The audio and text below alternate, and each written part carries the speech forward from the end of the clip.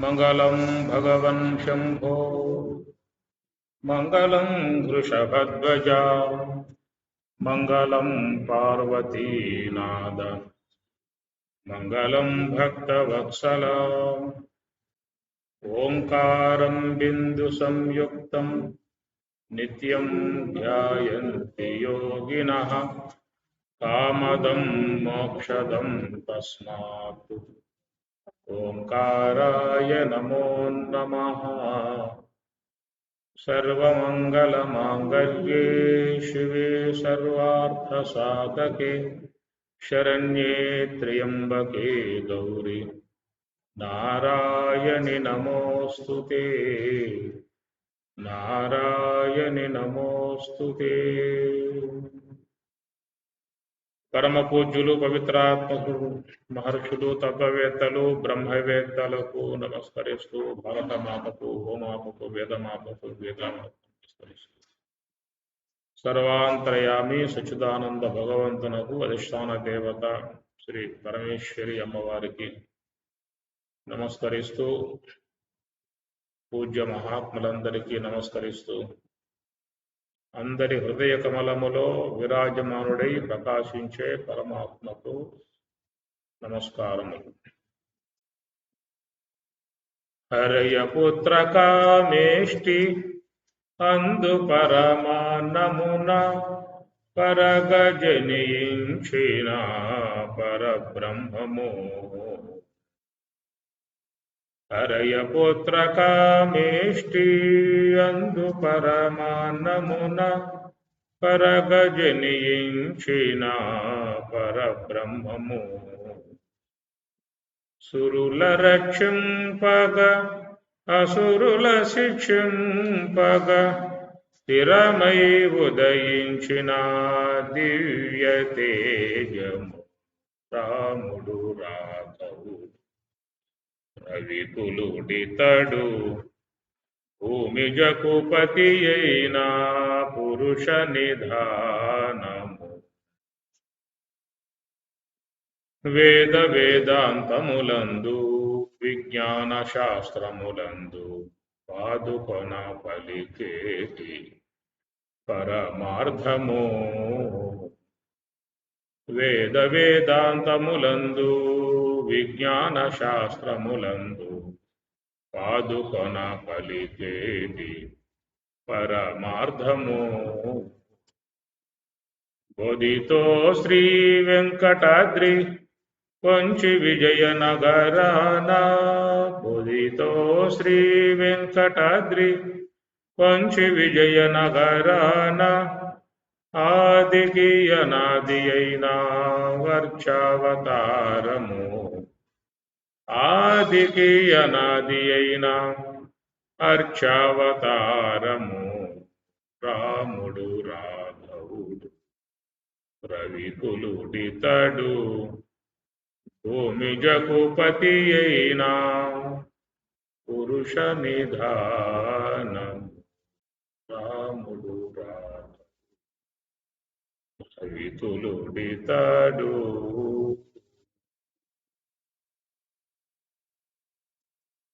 సర్వోపనిషదో గావః దోగ్ధా గోపాలనందనః. పార్థో వత్సః సుధీః భోక్తా దుగ్ధం గీతామృతం మహత్తో. దుగ్ధం గీతామృతం మహత్తు. ఏకం శాస్త్రం దేవకీ పుత్ర గీతం. ఏకం శాస్త్రం దేవకీ పుత్ర గీతం. సర్వశాస్త్రమయీ గీత. సమస్త శాస్త్రముల సారమై ఉన్నటువంటిది భగవద్గీత. ఒక్క గీతను బాగా అందరూ కూడా అధ్యయనం చేయాల్సి ఉంటుంది. ఇతర మతస్థులు ఏమిటి మీ గ్రంథము అని చెప్పనంటే వాళ్ళ గ్రంథం పేరు చెప్తారు. మరి హైందవులలో ఉన్నటువంటి వారు ఏమిటి మీ గ్రంథం అని చెప్పనంటే ఏం చెప్పాలి? ఏం చెబుతారు? ఏం చెబుతారు? ఎన్నో పుస్తకాలు. ఎన్నో ఉన్నాయి పుస్తకాలు. ఏం చెబితే ఎవరికి కోపం వస్తుందో, ఎందుకు వచ్చిందంట. మౌనైన కలహము నాస్తి, నోరు పోసుకుంటే పోయి. అందరూ తెలిసింది భగవద్గీత.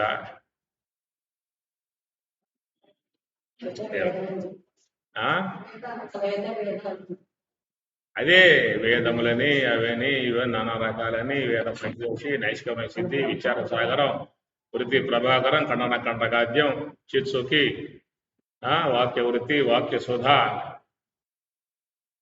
అనేకమైనటువంటి గ్రంథాలన్నీ ఉన్నాయి. సరే, మహాత్ములందరూ ఇచ్చారనుకోండి.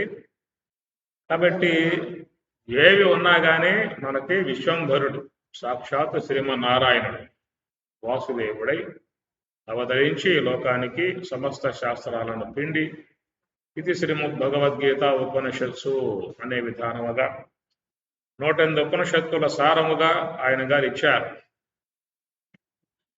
కాబట్టి ఒక్క భగవద్గీత బాగా పూర్ణంగా అర్థమైతే చాలు, మిగతా అయినా తర్వాత తీరుబాటుగా చూసుకోవచ్చు.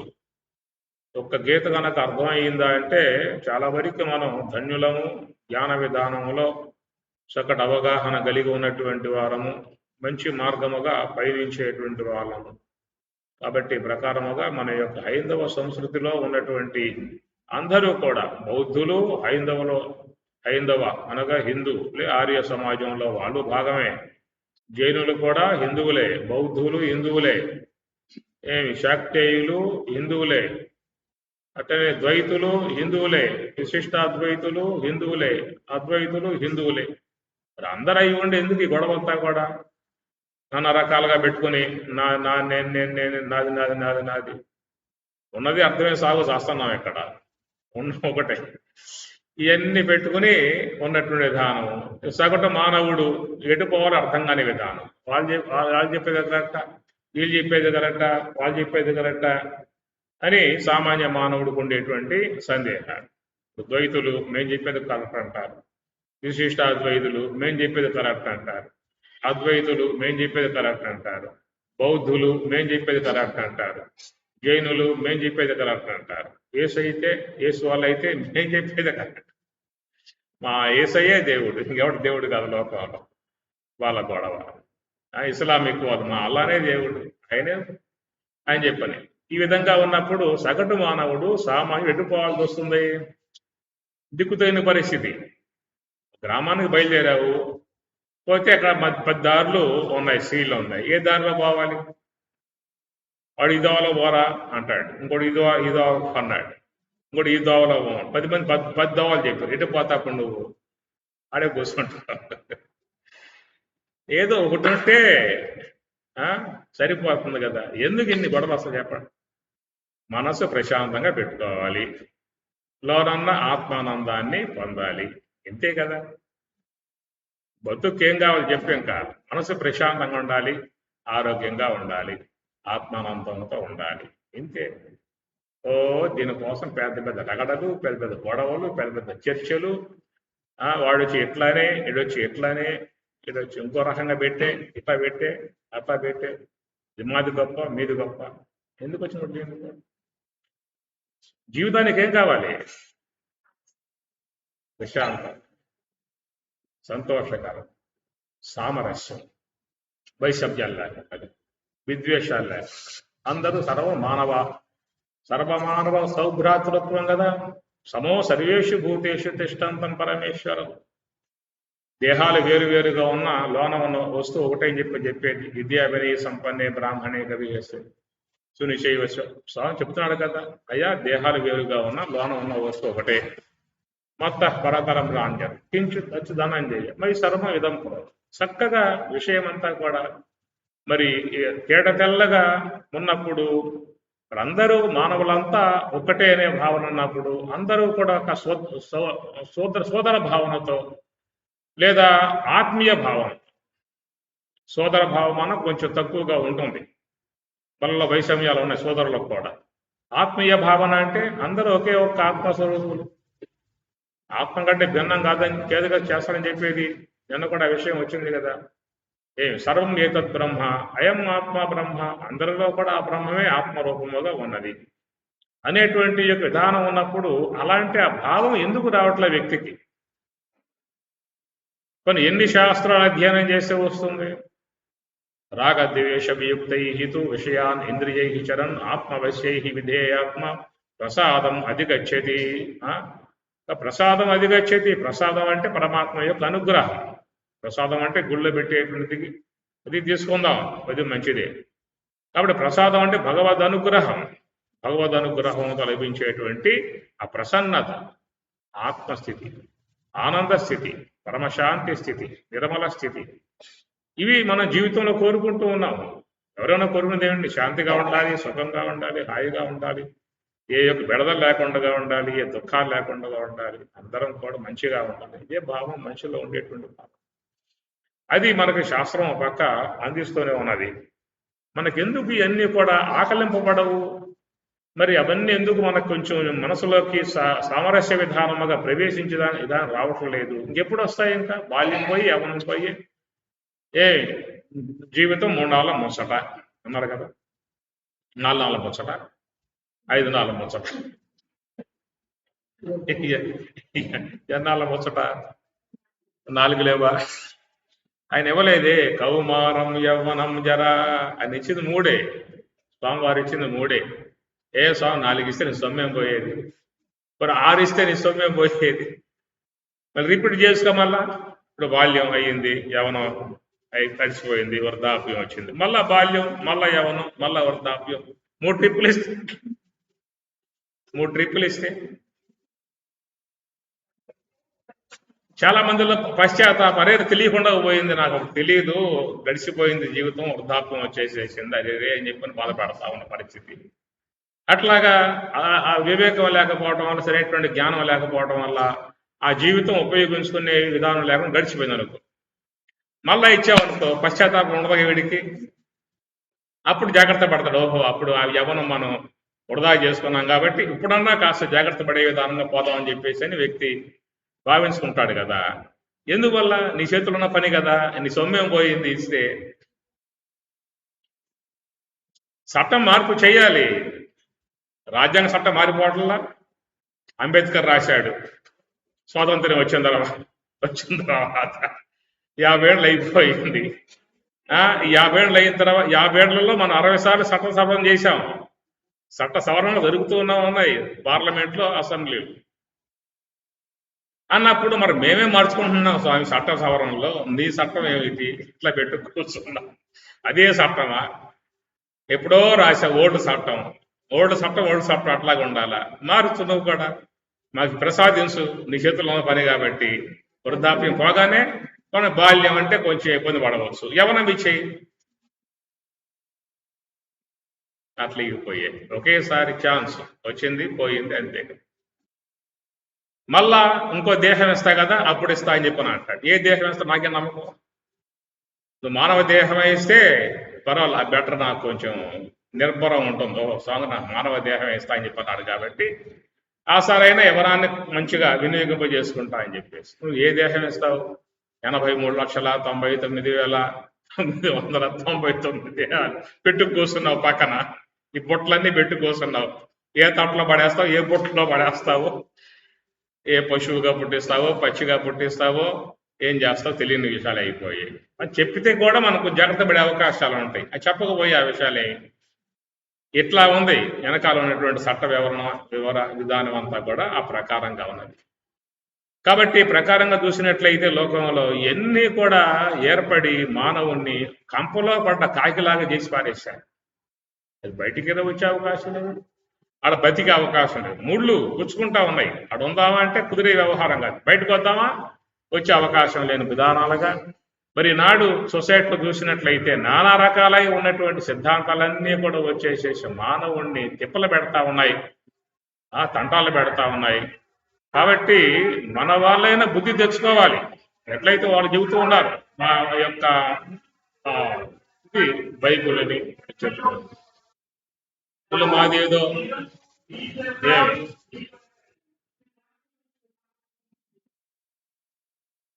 అట్లాగా. మరి ఇస్లామిక్ వాళ్ళు మాదో గ్రంథమయ్యా ఖురాన్ షరీఫ్ చాలు, దాన్ని పవిత్ర గ్రంథంగా పెట్టుకున్నాం, పూజ చేసుకున్నాం. తరహా ఓ తరహాగా ఇంకా వాళ్ళు ఏం పెట్టుకోరేక ఎక్కడికి పోయినా ప్రపంచ దేశాలలో ఎక్కడ ఉన్నా కానీ ఇస్లామిక్ ఖురాన్ షరీఫ్ ఒక నిబంధన అన్నమాట వాళ్ళలో. ఎన్నో గ్రంథాలు రాశారు, రాసుకున్నా కానీ మెయిన్గా ఉండేటువంటిదిగా వాళ్ళు ఒక నియంత్రణ చేసుకున్నారు. అట్లాగా మరి వీళ్ళు కూడా మాది న్యూ టెస్టిమెంట్ బట్ కొత్త నిబంధన అదండి. ఏదో సంథింగ్ ఉన్నట్లయితే ఆ పోయేటువంటి యొక్క వానికి ఒక మార్గంగా ఉంటుంది. ఎవరు పట్టుకున్నది పట్టుకోవడం, దాన్నే ఆశ్రయించడం, చేసుకోవడం ఉంటుంది. ఆ ప్రకారంగా మరి మనకు ఉన్నటువంటి విధానాలలో కూడా చూసినట్లయితే అలాంటి విధానంలో ఒకదాన్ని మనం ప్రధానంగా పెట్టుకోవాలి. ఆ ప్రధానంగా పెట్టుకోవడం ఏంటంటే శ్రీ సాక్షాత్ శ్రీమన్నారాయణుడు విశ్వంభరుడుగా అవతరించిన విధానం. కాబట్టి ఆయన చెబుతూ ఉన్నాడు, సర్వశాస్త్రమయీ గీత, సమస్త శాస్త్రాల సారమంతా కూడా పిండి దీంట్లో చొప్పించానయ్యా అనే మాటగా వాళ్ళు చెబుతున్నటువంటి ఒక మాట. సర్వోపనిషదో గావో దుగ్ధ గోపాలనందన పార్థో వత్స సుధీర భక్త అని చెప్పిన కూడా సమస్త ఉపనిషత్తులన్నిటి యొక్క సారముగా ఇచ్చినటువంటిది సకల శాస్త్రమయీ గీత, అన్ని శాస్త్రాల సారము. ఇలాంటి మాటలు ఉన్నా కూడా ఎందులో మార్పు రావటం లేదు, అది గమనించుకోవాల్సిన అంశం. ఎందుకంటే సగటు మానవుడు అజ్ఞానంతో ఉన్నాడు, తెలియంతనంతో ఉన్నాడు, మూర్ఖంగా ఉండవచ్చు, ఏదో పుట్టుకతో అనేక లక్షణాలు వచ్చి ఉంటాయి వాడికి. కాబట్టి వాడికి ఏంటంటే ఇది మంచిగా ఉందనే విషయముగా వాడు ఆ మార్గంలో పయనించే అవకాశం అనేటువంటిది ఏర్పడుతూ ఉంది. కాబట్టి ఈ ప్రకారముగా ఈ ద్వైతులని, విశిష్టాద్వైతులని, ఆద్వైతులని, చారువాకులని, బౌద్ధులని చెప్పని, జైనులని చెప్పి ఈ నానాత్యక వ్యవహారం మొత్తం పోవాలి. అరే నువ్వు మానవుడు రా, నువ్వు అసలు మానవుడివి, ఎందుకు ఏం పెట్టుకోసుకోవడం అని చెప్పని. ఎందుకు వచ్చింది ఆధ్యాత్మికం? మనిషి జీవితాన్ని సగదిద్దటానికి, మంచిగా ప్రవర్తింపజేయటానికి, సామరస్య భావన పెంపొందింపజేయటానికి, సర్వ మానవులలో చక్కటి కలయికలు ఏర్పాటు చేయటానికి. ఇదే మార్పు. ఆధ్యాత్మికం అంటే మార్పు కోసం వచ్చింది. ఆధ్యాత్మికం అంటే వ్యక్తిని మార్చడానికి వచ్చినటువంటి గ్రంథం అది. అలాంటి ఆ మార్పు అనేటువంటి యొక్క అంశం పక్కన పెట్టేసేసి ఇవన్నీ కొన్ని సిద్ధాంతపరమై ఉన్నటువంటివన్నీ కూడా మీద నెట్టుకుని ఈ వాటితో యుద్ధాలు చేయటము, కొట్లాట్లు చేయటము, కుస్తీలు పట్టడము, నీ తక్కువ నాది ఎక్కువ, నీ తక్కువ నాది ఎక్కువ ఎందుకు వచ్చిన కూడా. అరే మనస్సుని సగదిద్దుకోవాలి, శరీరం ఆరోగ్యంగా పెట్టుకోవాలి, మంచిగా నడుచుకోవాలి, రాగద్వేషాలు లేకుండా వ్యవహరించాలి, అందరిలో కూడా ఆత్మభావనతో మెలగాలి. ఇంతేనా? ఇంకేమైనా ఉందా? ఇంతకు మించి ఏమనుందా? టోటల్గా గ్రంథాలు మొత్తం విచారించు. అన్నింటి సారాంశం ఏంటంటే నువ్వు మంచిగా ఉండు, మంచిగా బతుకు, పక్క వాళ్ళకి నువ్వు సహాయం చెయ్యి, సహాయం చేయకపోయినా పర్వాలా, అపకారం చేయమాక, ప్రేమించగలుగు, అందరి పట్ల మంచిగా ప్రవర్తించగలుగు. ఏక వచ్చేది నీకు మానవతా ధర్మాలలో, మనిషి యొక్క మార్పులలో ఏవో కోరుకునేది. కానీ ఈ యొక్క దానికి మన వాళ్ళు ఎంత రగడ పెంచి, ఎంత గొడవ పెంచి, నానా సిద్ధాంతాలు ఏర్పాటు చేసి కొట్లాట్లు, తిట్లాట్లు, యుద్ధాలు, ఇవన్నీ కూడా ఇదొక పెద్ద అజ్ఞానం. నీకు ఈశావాస్యంలో మంత్రం వస్తుంది. ఏమంటాడు ఈశావాస్యంలో? అందం తమః ప్రవిశంతి ఏ అవిద్యా ఉపాసతే తతో భూయః యవతే తమహయ విద్యాయామృతాః. అందం తమః ప్రవిశంతి అవిద్యాముపాసతే. అవిద్యను, ప్రకృతిని, విషయాలని, అవిద్యను ఉపాసించేటువంటి వారు అంధత్వంలో పోతున్నాడు అనటంలో దాంట్లో పెద్ద విధానమే కాదు.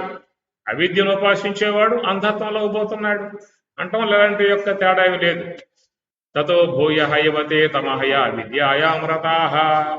మరి అవిద్యను ఉపాసించేటువంటి వాడు అంధత్వంలో పోతున్నాడు, సరే బాగా ఉంది. మరి విద్యను ఉపాసించేవాడు ఎక్కడ పోవాలి? దేంట్లో పోవాలి? అవిద్యను ఉపాసించిన వాడు అంధత్వంలో పోతున్నాడు, విద్యను ఉపాసించేవాడు దేంట్లో పోవాలి? దేంట్లో పోవాలి? వెలుగు, జ్ఞానము, దివ్యము, ప్రకాశము, ఆత్మ, ఇవన్నీ వాటిలో పోవాలి కదా. ఆడ చెప్పలేదు. తతః భూయః యవతే తమః యా విద్యాయాం రతాః. విద్యను ఉపాసించేటువంటి వాడు తతః భూయః, అవిద్యను ఉపాసించేటువంటి వాడి అంధత్వంలోకి పోతున్నాడో వాడికంటే ఎక్కువ ఉన్నటువంటి అంధత్వంలోకి పోతున్నాడు విద్యను ఉపాసించేవాడు. మరి మంత్రం అట్లా ఉందా అంటారు. అదే తతః భూయ, తతః తతః అంటే అంతకంటే, భూయ అంటే మిక్కిలి. అవిద్యను ఉపాసించేవాడు అంధత్వంలో పోయే విధానం ఉన్నదే, తతః వాడికంటే మిక్కిలి ఇంకా మహా అంధకారంలోకి విద్యను ఉపాసించేవాడు పోవడం జరుగుతూ ఉన్నది. ఇప్పుడు మీరు ఉపన్యాసం వినాలా మానేసుకోవాలా?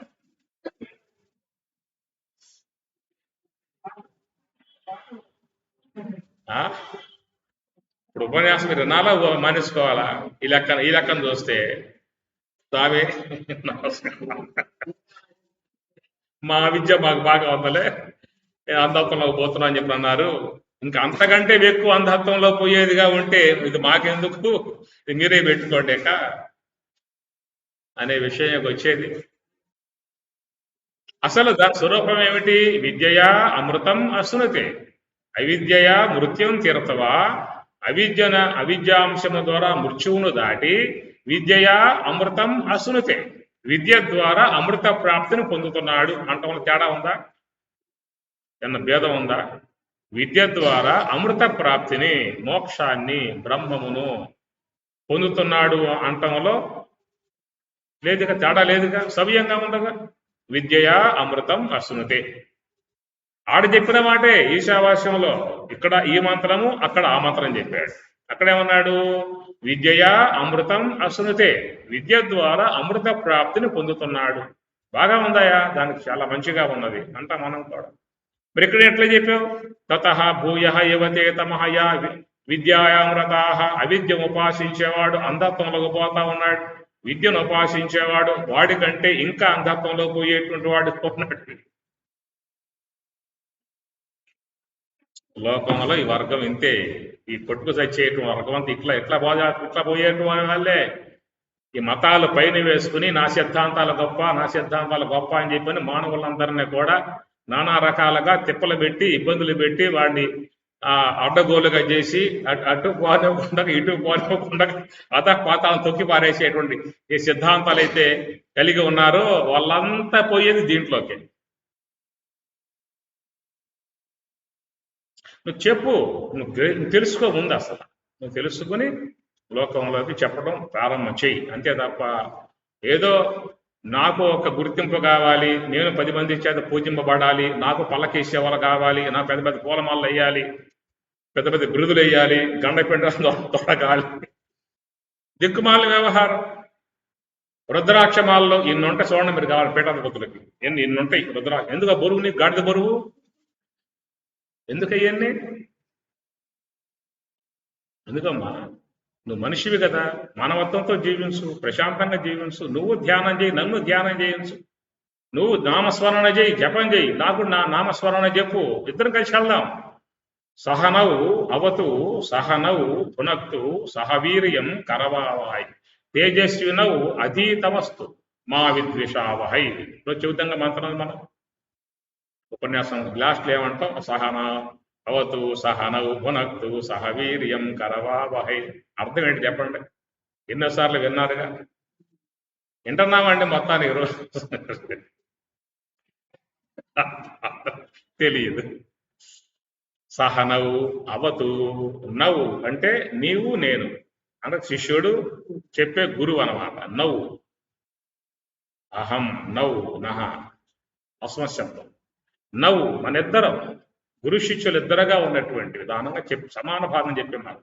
సహనవు అవతు, అవరక్షణే, రక్షింపబడుదుముగాక, కాపాడబడుదుముగాక, ఇద్దరం కూడా కాపాడబడుదుముగాక. సహనవు అవతు సహనవు భునక్తు, ఉన్న వనరులు ఇరువురం కలిసి వాటను స్వీకరిద్దాం. ఎన్న వనరులను ఇద్దరం కలిసి స్వీకరిద్దాం. సహనవు భునక్తు సహవీర్యం కరవావహై, సహవీర్యం ఇద్దరం కలిసి శక్తివంతులుగా ఉండి కరవావహి చేద్దాం. ఇద్దరం కలిసి సాధన చేద్దాం. నువ్వు ధ్యానం చేయి, నేను ధ్యానం చేస్తాను. నువ్వు జపం చేయి, నేను జపం చేస్తాను. ఇద్దరం కలిసి ప్రయాణం చేద్దాం అనేటువంటి భావన. సహవీర్యం కరవావహై, తేజస్వినౌ అధీతమస్తు. తేజస్వినౌ నౌ ఇద్దరం కూడా తేజ అనగా బ్రహ్మ తేజస్సు, జ్ఞాన తేజస్సు ఇద్దరం కలిసి పొందుతుముగాక. తేజస్వినౌ అధీతమస్తు.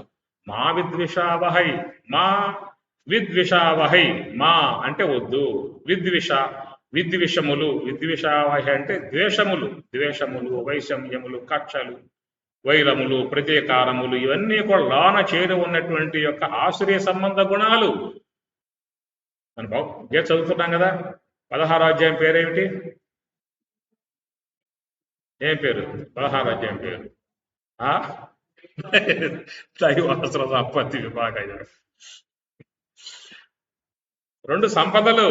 స్వామి చెప్పిన మాట అక్కడ. సంపదలు అంటే ఏదో బ్యాంకులో పెట్టాము, బీరువాలో పెట్టాము, ఇతరులకు అప్పులు ఇచ్చాము, ఆ మొత్తం నా సంపదలే, ఇవన్నీ ఏం నీ కావు. ఇవన్నీ ఇక్కడే ఉండిపోతాయి.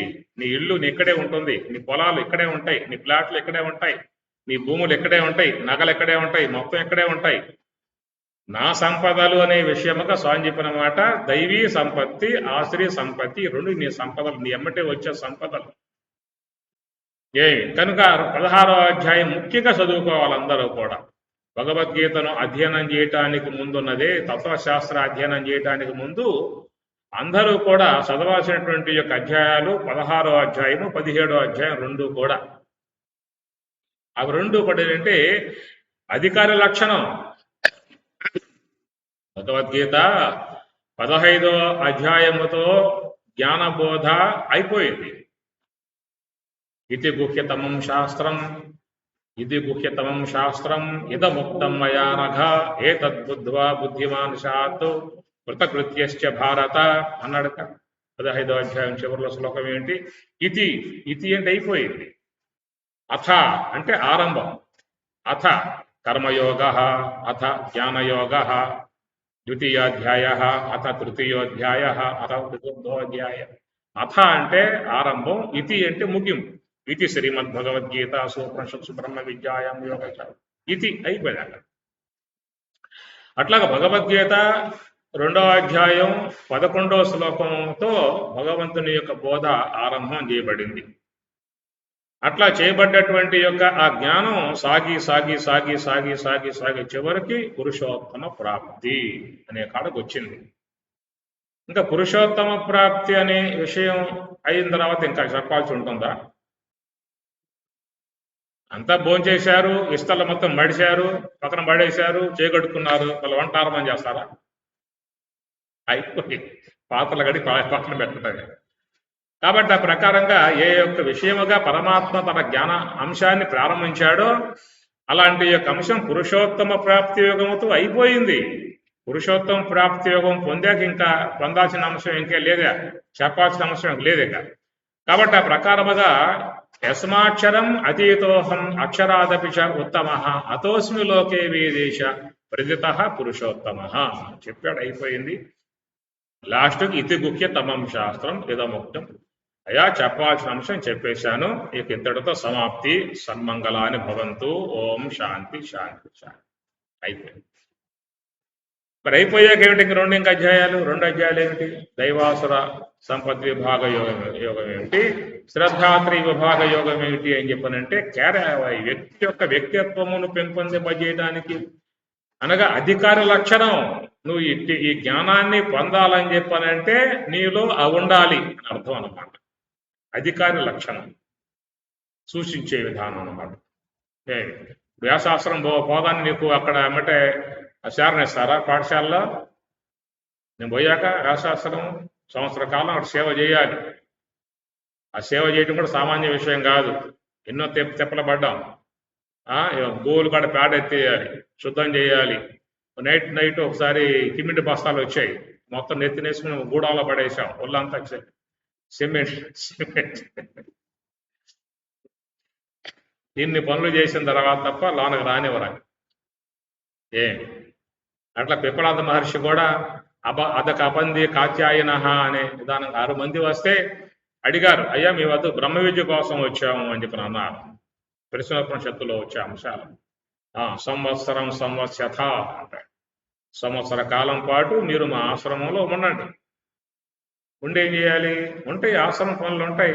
చెమ్మాలి, కడగాలి, శుద్ధం చేయాలి, దిద్దుబాటు చేయాలి, గోవులకు మేత వేయాలి, గోవులను కాయాలి, అనేక పనులు ఉంటాయి. అవన్నీ చేస్తూ సంవత్సర కాలం పాటు ఉంటే ఆ తర్వాత యతి విజ్ఞాస్యామ తద్ వక్ష్యామ అంటాడు అనగా పెద్ద ఆయన. సంవత్సరం అయిన తర్వాత అప్పుడు మీరు వచ్చి అడిగినట్లయితే యది విజ్ఞాస్యామ, మీరు అడిగేటువంటి యొక్క వాటికి నాకు ఒకవేళ తెలిసి ఉంటే, యతి అంటే ఒకవేళ, విజ్ఞాస్యామ మాకు తెలిసి ఉంటే తద్ వక్ష్యామ చెప్పే ప్రయత్నం సంవత్సరం అయిన తర్వాత వచ్చి అడిగితే అప్పుడు ఒకవేళ తెలిసి ఉంటే చెప్పే విధానం చేస్తాం. తెలియకపోతే నేను చెప్పేది ఏముంది, ఇంకా తెలియకపోతే అడిగేదానికి అవాడు ముందే చెప్పు. సంవత్సరం సేవ చేయ ముందు, అప్పుడు చెబుతా. అప్పుడు చెబుతా అంటే చెప్తానే గ్యారెంటీ లేదు కదా. అవునయ్యా, యది విజ్ఞాస్యామ, తెలిసి ఉండవచ్చు, తెలియకపోవడం ఉండవచ్చు. దానికి ఏం చేసేది? తెలిసి ఉంటే చెబుతా, తెలియకపోతే మీ ఇష్టం. ఇట్లా ఉంది ఉపనిషత్తు. అట్లా కాబట్టి మీరు సౌత్ పరిషత్ రావాలంటే సంవత్సర కాలం పాటు సేవలు చేస్తేనే మీకు లోపలికి ఎంట్రీ వస్తుందని చెప్పినట్టే. ఒకటి రా. కాబట్టి ఆ ప్రకారంగా ఒక అధికారిత్వ లక్షణముగా భగవద్గీత అనేటువంటి యొక్క అంశములో 16వ అధ్యాయం 17వ అధ్యాయం చేరి ఉన్నది. ఆ రెండు కూడా దైవీ గుణాలు, ఆసురీ గుణాలు, సాత్విక శ్రద్ధ, రజోగుణ శ్రద్ధ, తమోగుణ శ్రద్ధ అనే విధాయకాలుగా, అలాంటి విధానంలో నీవు దైవీ సంపత్తి కలిగి ఉన్నట్లయితే నీకు జ్ఞానాన్ని పొందే అవకాశం నీకు ఏర్పడుతుంది అనేటువంటి మాట ఆడు చెప్పటం. ఏమి? దైవీ సంపత్తి విమోక్షాయ నిబంధాయాసురి మత మాసుచ సంపదం దైవీ అభిజాతస్య భారత. నువ్వు అర్జున, నువ్వు ఉన్నదే దైవీ సంపత్తిలో పుట్టేవరా, కాబట్టి నీకు ఈ విద్యను గ్రహించడం వల్ల నీకు అర్హత కలిగి ఉన్నావు అని చెప్పని అంటాడు మీకు ఆ అధ్యాయంలోనే. కాబట్టి ప్రకారముగా ఆధ్యాత్మిక ప్రయోజనాన్ని అపేక్షించి ఉన్నటువంటి వారు ఎవరైనా కానీ కాక ముఖ్యంగా దైవాసుర సంపత్తి యోగాన్ని ముందు అధ్యయనం చేయించాలి. కనుక దైవీ వాటిల్లో మరి మనం కూడా చూసుకోవాలి, నాలో దైవీ గుణాలు ఉన్నాయా, ఆసురీ గుణాలు ఉన్నాయా చూసుకోవాలి. హృదయ కవాటాన్ని తెరవండి, లోపల ఏమన్నా చూడండి. దైవీ సంపత్తి విమోక్షాయ నిబంధాయ ఆసురీ మత. కనుక ఆసురీ గుణాలు బంధించేవిగా ఉన్నాయి, దైవీ గుణాలు మోక్షాన్ని కలగజేసేటువంటివిగా ఉన్నాయని చెప్పి అంటున్నాడు. కాబట్టి ముఖ్యంగా ఏంటంటే చాలా వరకు మానవ సముదాయానికి భగవద్గీత అనేది చాలా మంచి సందేశాన్ని ఇచ్చేటువంటి యొక్క అంశము. కాబట్టి మన ముందున్నటువంటి ఏ గురువులుగా, మహాత్ములుగా, పూజనీయులుగా, స్వాములుగా ఈ విధంగా ఉన్నారో అందరూ కూడా దాటికి వచ్చేసేసి సర్వమానవాళికి అందుబాటులో ఉన్నటువంటిది చక్కటి సబ్జెక్టు. కర్మ విషయం కావాలా 3వ అధ్యాయం, జ్ఞాన విషయం కావాలా 4వ అధ్యాయం, ఆత్మ సంయమ విషయం కావాలా 6వ అధ్యాయం, అక్షర పరబ్రహ్మ విషయం కావాలా 8వ అధ్యాయం, విభూతి విషయం కావాలా 10వ అధ్యాయం, భక్తి విషయం కావాలా 12.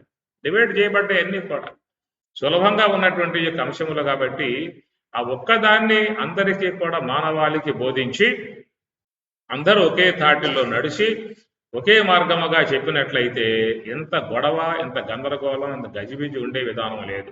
ఎవడిపాటికి వాడు వాళ్ళ సంసారాలని సుఖవంతముగా చేసుకుంటారు, ప్రశాంతంగా చేసుకుంటారు. ఇంట్లో అమ్మగారికి భగవద్గీత వచ్చు, అయ్యగారికి భగవద్గీత వచ్చు, అర్థాలు బాగా తెలిసి ఉన్నాయి. కాబట్టి ఆ యొక్క విషయాన్ని పిల్లలకి బోధిస్తారు, దాంట్లో ఉన్న విషయాలు జీవితంలో జీవిస్తారు, ప్రశాంతంగా సాగిపోయే అవకాశం ఏర్పడుతుంది కుటుంబాలకే. అంతే, ఇంకేం లేదేక. ఊరికే భ్రమలు పెంచుకొని నానా తంటాలు పడుతూ, నానా ఇబ్బందులు పడుతూ చేసేటువంటి విధానాలలో మానవుడు చాలా తప్పిదాలు చేస్తున్న విధానం. ముఖ్యంగా స్వాములు, అది మీరు అనలేరు ఆ మాట, నేనంట. నా వద్దకు వస్తే నేను ఊరుకోను. చేస్తుంది మీరు సవ్యంగా నడవండి, అందరికీ మంచిగా అందించండి. మా సాధు పరిషత్తు మీటింగ్లు పెట్టుకుంటాం, జనరల్ బాడీ సమావేశాలు ఉంటాయి, కొట్టుకుంటాం. వేదిక వస్తే మాత్రం ఎంత శుద్ధంగా ఉంటాం, బ్రహ్మాండంగా అంత బాయ్ బాయ్ బాయ్. ఆడకపోతే అర్థమవుతుంది నా పరిస్థితి ఏమిటో. ఉండదు, ఎక్కడ ఏమి లాభం, ఎందుకు రావాలిగా మార్పు అనేటువంటిది. ఆ మార్పు మన కోసం, మన జీవితం కోసం, మన ప్రశాంతత కోసం, మన జీవనం కోసం. అది రావాలమ్మా. అది వస్తే చాలా బాగా ఉండే అవకాశం ఏర్పడుతుంది. ఆధ్యాత్మిక రంగంలో ఇలాంటి విధానాలు ఉండటం కారణంగానే ఆయన చెప్పిన మాట, అంధం తమ ప్రవేశంతి అవిద్య ఉపాసతే. అవిద్యను ఉపాసించేటువంటి వాడు అంధత్వంలోకి పోతున్నాడు. తతః భూయ ఇవతే తమహయా విద్యాయాం రతాః. ఈ విద్య అనే విధానములో ఉన్నటువంటి వారు వాళ్ళకంటే ఇంకా అంధత్వంలోకి పోయే పరిస్థితిగా అయిపోయింది. ఎందుకంటే ఈ వైషమ్యములు, విద్వేషములు. అప్పుడు కూడా మునులు కొట్లాట్లు, వాళ్ళు కూడా శాపనార్థాలు, శపించుకోవటాలు, గందరగోళమేగా. కల్మషపాదు అప్పుడు రాజు అనమాట ఆయన గారు. కల్మషపాదు రాజు, ఆయన దారిలో వస్తూ ఉన్నాడు. అట్నుంచి శక్తి మహాముని వస్తూ ఉన్నాడు. ఇద్దరు ఒకే మార్గంలో భేటయ్యారు. తప్పుకో అన్నాడు రాజు గారు. ప్రభువుని రాజ్యాన్ని తప్పుకో అన్నాడు. నేను మునీశ్వరుణ్ణి తపస్సు చేసేటట్టున్నాడు. నువ్వు తప్పుకో అని చెప్పినాడు. ఎవరిద్దరికి పట్టుదలే, తప్పుకుంటే పోదా, ఇద్దరు ఒకే దారిలో. సరేనాయా పోవాయా అని చెప్పి అన్నా అనుకో, మాటతో పోయే అయిపోతుంది సామరస్యం. సరే వాటిని రాజు, అహంకారము, దర్పం ఇవన్నీ ఉంటాయి. ప్రభు కాబట్టి ఉంటాయి. నువ్వు మునీశ్వరుడుగా తపస్సు చేసేవాడివిగా, సరే అట్లా కానివయ్యా, మేము తాపస్సుకులం, మాకెందుకు గొడవ, వెళ్ళని చెప్పి అన్నాం అనుకో, మాటతో అయిపోతుంది కదా. పోతాం. ఇద్దరు బాగా మాటల యుద్ధం పెరిగింది. పెరగడంతో చివరికి మునీశ్వరుడు, తన తపస్సు ఉంది కాబట్టి, ఈ రోజు నుంచి నువ్వు నరభక్షకుడవై రాక్షసుడుగా మారిపోగాక అని చెప్పి శపించాడు. ఈ శక్తి మహాముని తపోశక్తి ఉందిగా. ఈ రోజు మొదలు, ఇప్పటి నుంచే, ఈ రోజు ఏముంది, ఇప్పటి నుంచే నువ్వు రాక్షసుడు అవుదువుగాక, నరభక్షకుడు అవుదువుగాక అని చెప్పని శపించాడు. ఏమంటే ఆ శాప ప్రభావంతో వాడికి జుట్టు అంతా ఎరగపోసుకోవడం, అంత ఆకారం ఉంటాయి చూస్తుంటాం వాటిలో, టీవీలో గీవీల్లో, అలాంటి ఆకారం ఒకటి వచ్చేసేసింది. నరభక్షకుడు విధానంగా వచ్చేసి ఎదురుగా ఉంది ఎవరు? నరుడు కదా, శక్తి మహాముని. ఆయన చెప్పించింది ఏమిటి? నరభక్షకుడు అగుదువుగాక అన్నాడు. అట్లా అయిపోయాడు. ఎదురుగా ఉంది ఎవరు? నరుడు. అంతే, పట్టాడు, చీల్చి పరిసరాన్ని తిని పారేసి, తన కోపమే తన శత్రువు. మేము మునులో శపిస్తాం, జాగ్రత్త. ఈ శాపనాల కోసం తపస్సు చేసేది అది. ఆధ్యాత్మిక రంగంలో ప్రయాణం చేసే ప్రతి ఒక్కడు కూడా కొంచెం ఆగి ఆలోచించుకోవాల్సి ఉంటుంది. మనం చేసే మెహర్బానీ కోసం కాదు, మనం చేసేది పూజల కోసం కాదు, మనం చేసే పొగడ్తల కోసం కాదు, మనం చేసే ఏదో 10 మంది కంటే గొప్పగా ఉందామనే భావం కాదు. మనం మన ఉద్ధరణ కోసం మనం చేసుకుంటూ ఉన్నాం. 10 మంది ఉద్ధరణకు ఏదైనా ఉపయోగపడే అంశాలు ఉంటే వాళ్ళకి అందిద్దాం అన్నటువంటి సామరస్య భావం రాగలిగినట్లయితే 10 మందిలో ఒకటిగా ఉండి సేవలు అందించవచ్చు. దానికి అవసరం లేదు. కాబట్టి ఈ ప్రకారంగా మన హైందవ సంస్కృతి ఇంత దిగజారిపోవటం వల్ల కారణం, ఇందులో క్రైస్తవం వ్యాప్తి అయిపోతా ఉంది. ఎక్కడ పడ్డా క్రైస్తవం మొత్తం మారిపోతా ఉన్నారు. రేట్లు, నాయుళ్ళు, ఈ వాళ్ళే కాదు, వైశ్యులు వాళ్ళు మారిపోతా ఉన్నారు, బ్రాహ్మణులు మారిపోతా ఉన్నారు. మొత్తం గ్రామాలు మొత్తం పోతారు. ఎందుకంటే దీంట్లో ఇలాంటి నానా రకాలే ఉన్నటువంటి భేదములు, వైషమ్యములు, కుల సంబంధ భేదాలు, మత సంబంధ భేదాలు, ఒక వైనం లేకుండా ఉన్న విధానం ఉంది. కాబట్టి వాళ్ళు చూశారు, మాకు ఈ గొడవ వద్దయ్యా అని చెప్పని, ఓ ప్రభువా అంటాం, మా పాపాలు పోగొట్టాయి, పాపాలు చేసేవాళ్ళం అని పాపాలు పోగొట్టేవాడు, ఇబ్బంది లేదు అన్న విధానంగా మొత్తం పోతాం. ఇక కొద్ది కాలానికి పోతే అందరూ కూడా ప్రభువా అని చెప్పని ఆలోచించిన పరిస్థితి ఏమన్నా ఏర్పడవచ్చు కూడా. అందరూ మారిపోతే ఏం చేస్తారు? మిగతా మారిన వాళ్ళని కొట్టి మారిపిస్తారు. ఎక్కువ జనాభా ఉంది కాబట్టి బతుకులాడుతూ ఉన్నారు, మారవయ్యా. అప్పుడు ఎక్కువగా వాళ్ళే అయిపోయి తక్కువ మనం అయిపోతే ఏం చేస్తారు? మారతావా లేదా బడవా అని చెప్పి అంటారు, మార్చి పారేస్తారు. కాబట్టి ఈ విధంగా మన యొక్క జాతి ఇలాంటి పరిస్థితికి పోతుంది. కాబట్టి ఇప్పటికైనా మన వాళ్ళు గ్రహించుకొని అందరూ కలిసి ఒక మాట మీదకు వచ్చి మనందరం ఒకటే, మన యొక్క మార్గం అంతా ఒకటే, మన యొక్క మార్గం ఆ యొక్క దైవ మార్గం మనకంటూ దేవుడు ఒక విధానం ఒక గ్రంథము పెట్టుకున్నట్లయితే వాళ్ళు ముందుకు రాగలిగితే మన వాళ్ళంతా వాళ్ళెమ్మటి నడుస్తారు. జాతి మొత్తం నడుస్తుంది అన్నమాట. కాబట్టి వాళ్ళల్లో ముందు ఐక్యత రావాలి, వాళ్ళల్లో ముందు సామరస్యం రావాలి. అది వచ్చిన నాడు జాతి మొత్తం కూడా మంచి మార్గముగా వచ్చే అవకాశం ఏర్పడుతుంది. కాబట్టి ఈ ప్రకారముగా ఏకం శాస్త్రం దేవకి పుత్ర గీతం అని చెప్పనే మాట సర్వశాస్త్రం అయ్యి గీత అనేటువంటి దానిగా ఆ విశ్వంభరుడు బోధించేటువంటి యొక్క అంశముగా యమం వివస్వతే యోగం ప్రోక్తవాన్ అహం అవ్యయం వివస్వాన్ మనవే ప్రాహ మనుహు విచ్వాకవే అబ్రవీత్ ఏవం పరంపరా ప్రాప్తం యమం రాజర్షయో విదు సకాలేనేహ మహత యోగ నష్ట యోగ నష్ట ఎందుకు వస్తుంది ఈ విధంగా అని చెప్పానంటే మరి ఉన్నటువంటి యొక్క జాతి అంతా కూడా బౌద్ధ విధానముగా, జైన విధానముగా, శాక్తేయ విధానముగా, కాపాలి విధానముగా నానా రకాలుగా మేము బ్రహ్మకుమారి వాళ్ళం, మేము ఈ పిరమిడ్ వాళ్ళం, అది వాళ్ళం.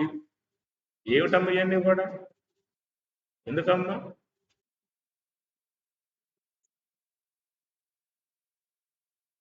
ఏంటి చెప్పండి అసలు ఇది? జనాలను పనిచేసుకుంటున్నారు. ఇప్పుడు ముగ్గురు ఉన్నారు అన్నమాట.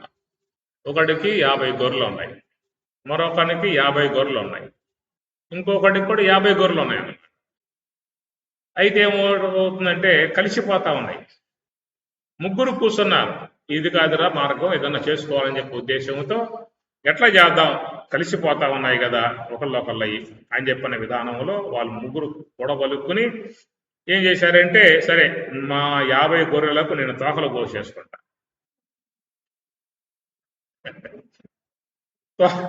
తోకలు లేని గొర్రెలని నా ఈ గుర్తుపెట్టుకోవాలి మీరు, తోకలు కోసేసుకుంటా. రెండో వాడు చెప్పాడు, నేను చెవులు కోసేసుకుంటా, చెవులు దిగిన గొర్రెలన్నీ కూడా నాయి, నువ్వు గుర్తుపెట్టుకోవాలి, చూసుకోవాలి. చెవులు లేకపోతే నాయే, తోకలు లేకపోతే నీయే. సరేరా మేమిద్దరం పని చేసుకున్నాం, నువ్వేం చేస్తావు అని చెప్పి, తలకాయకి వస్తావు నువ్వేమన్నా అని చెప్పి అడిగితే వాడు, ఎందుకురా, తోకలు లేని నీ, చెవులు లేని నీ, తోకలు చెవులను నాయి, తోకలు చెవులు ఉన్నాయి నాయి, ఇంతే అన్న విధానంగా ఒప్పందం చేసుకున్నారు. అయితే ఏమైందంటే కొద్దికాలం కాగానే ఈ మూడో వాడి గొర్రెలు 40కి వచ్చాయి, 30కి వచ్చాయి,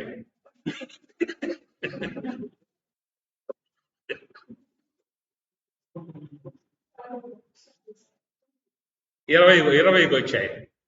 ఏమిట్రా అర్థం కావట్లా. ఎందుకంటే వాడే తోకలు కోసేసుకుంటున్నాడు, వాడి అయిపోతాడు.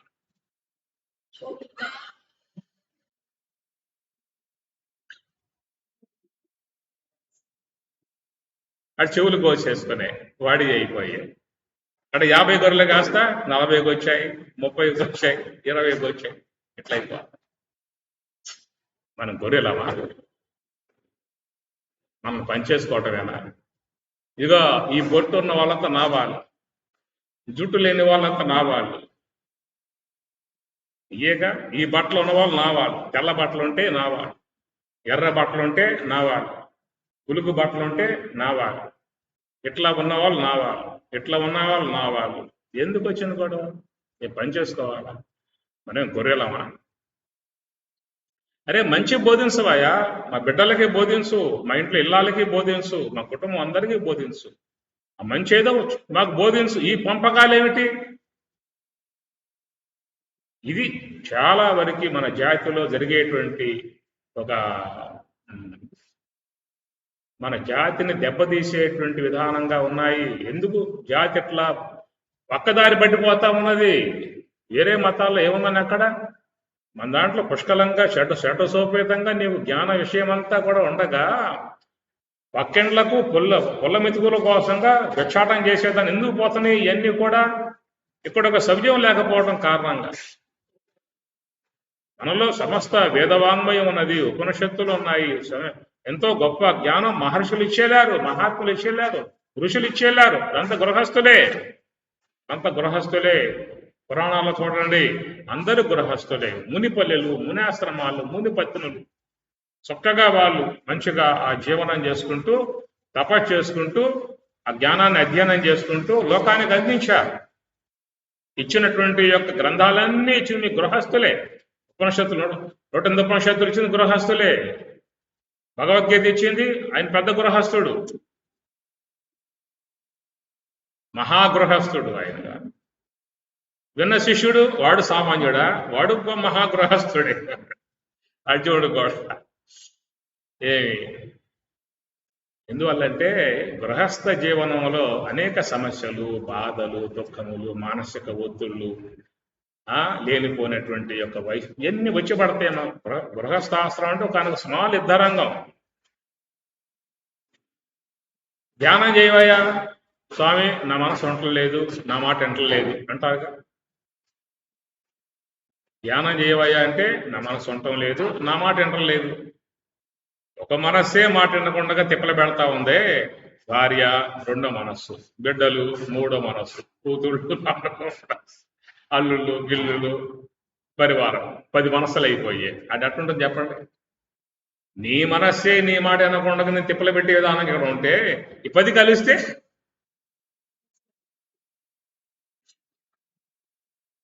అందుకే కుటుంబాలలో ఎప్పుడు కూడా అశాంతితో, బాధలతో, బీపీలు, షుగర్లు ఎందుకు వస్తున్నాయి? నానా రకాలై ఉన్న గొడవలన్నీ ఆడ కూడి ఉంటున్నాయి అన్నమాట.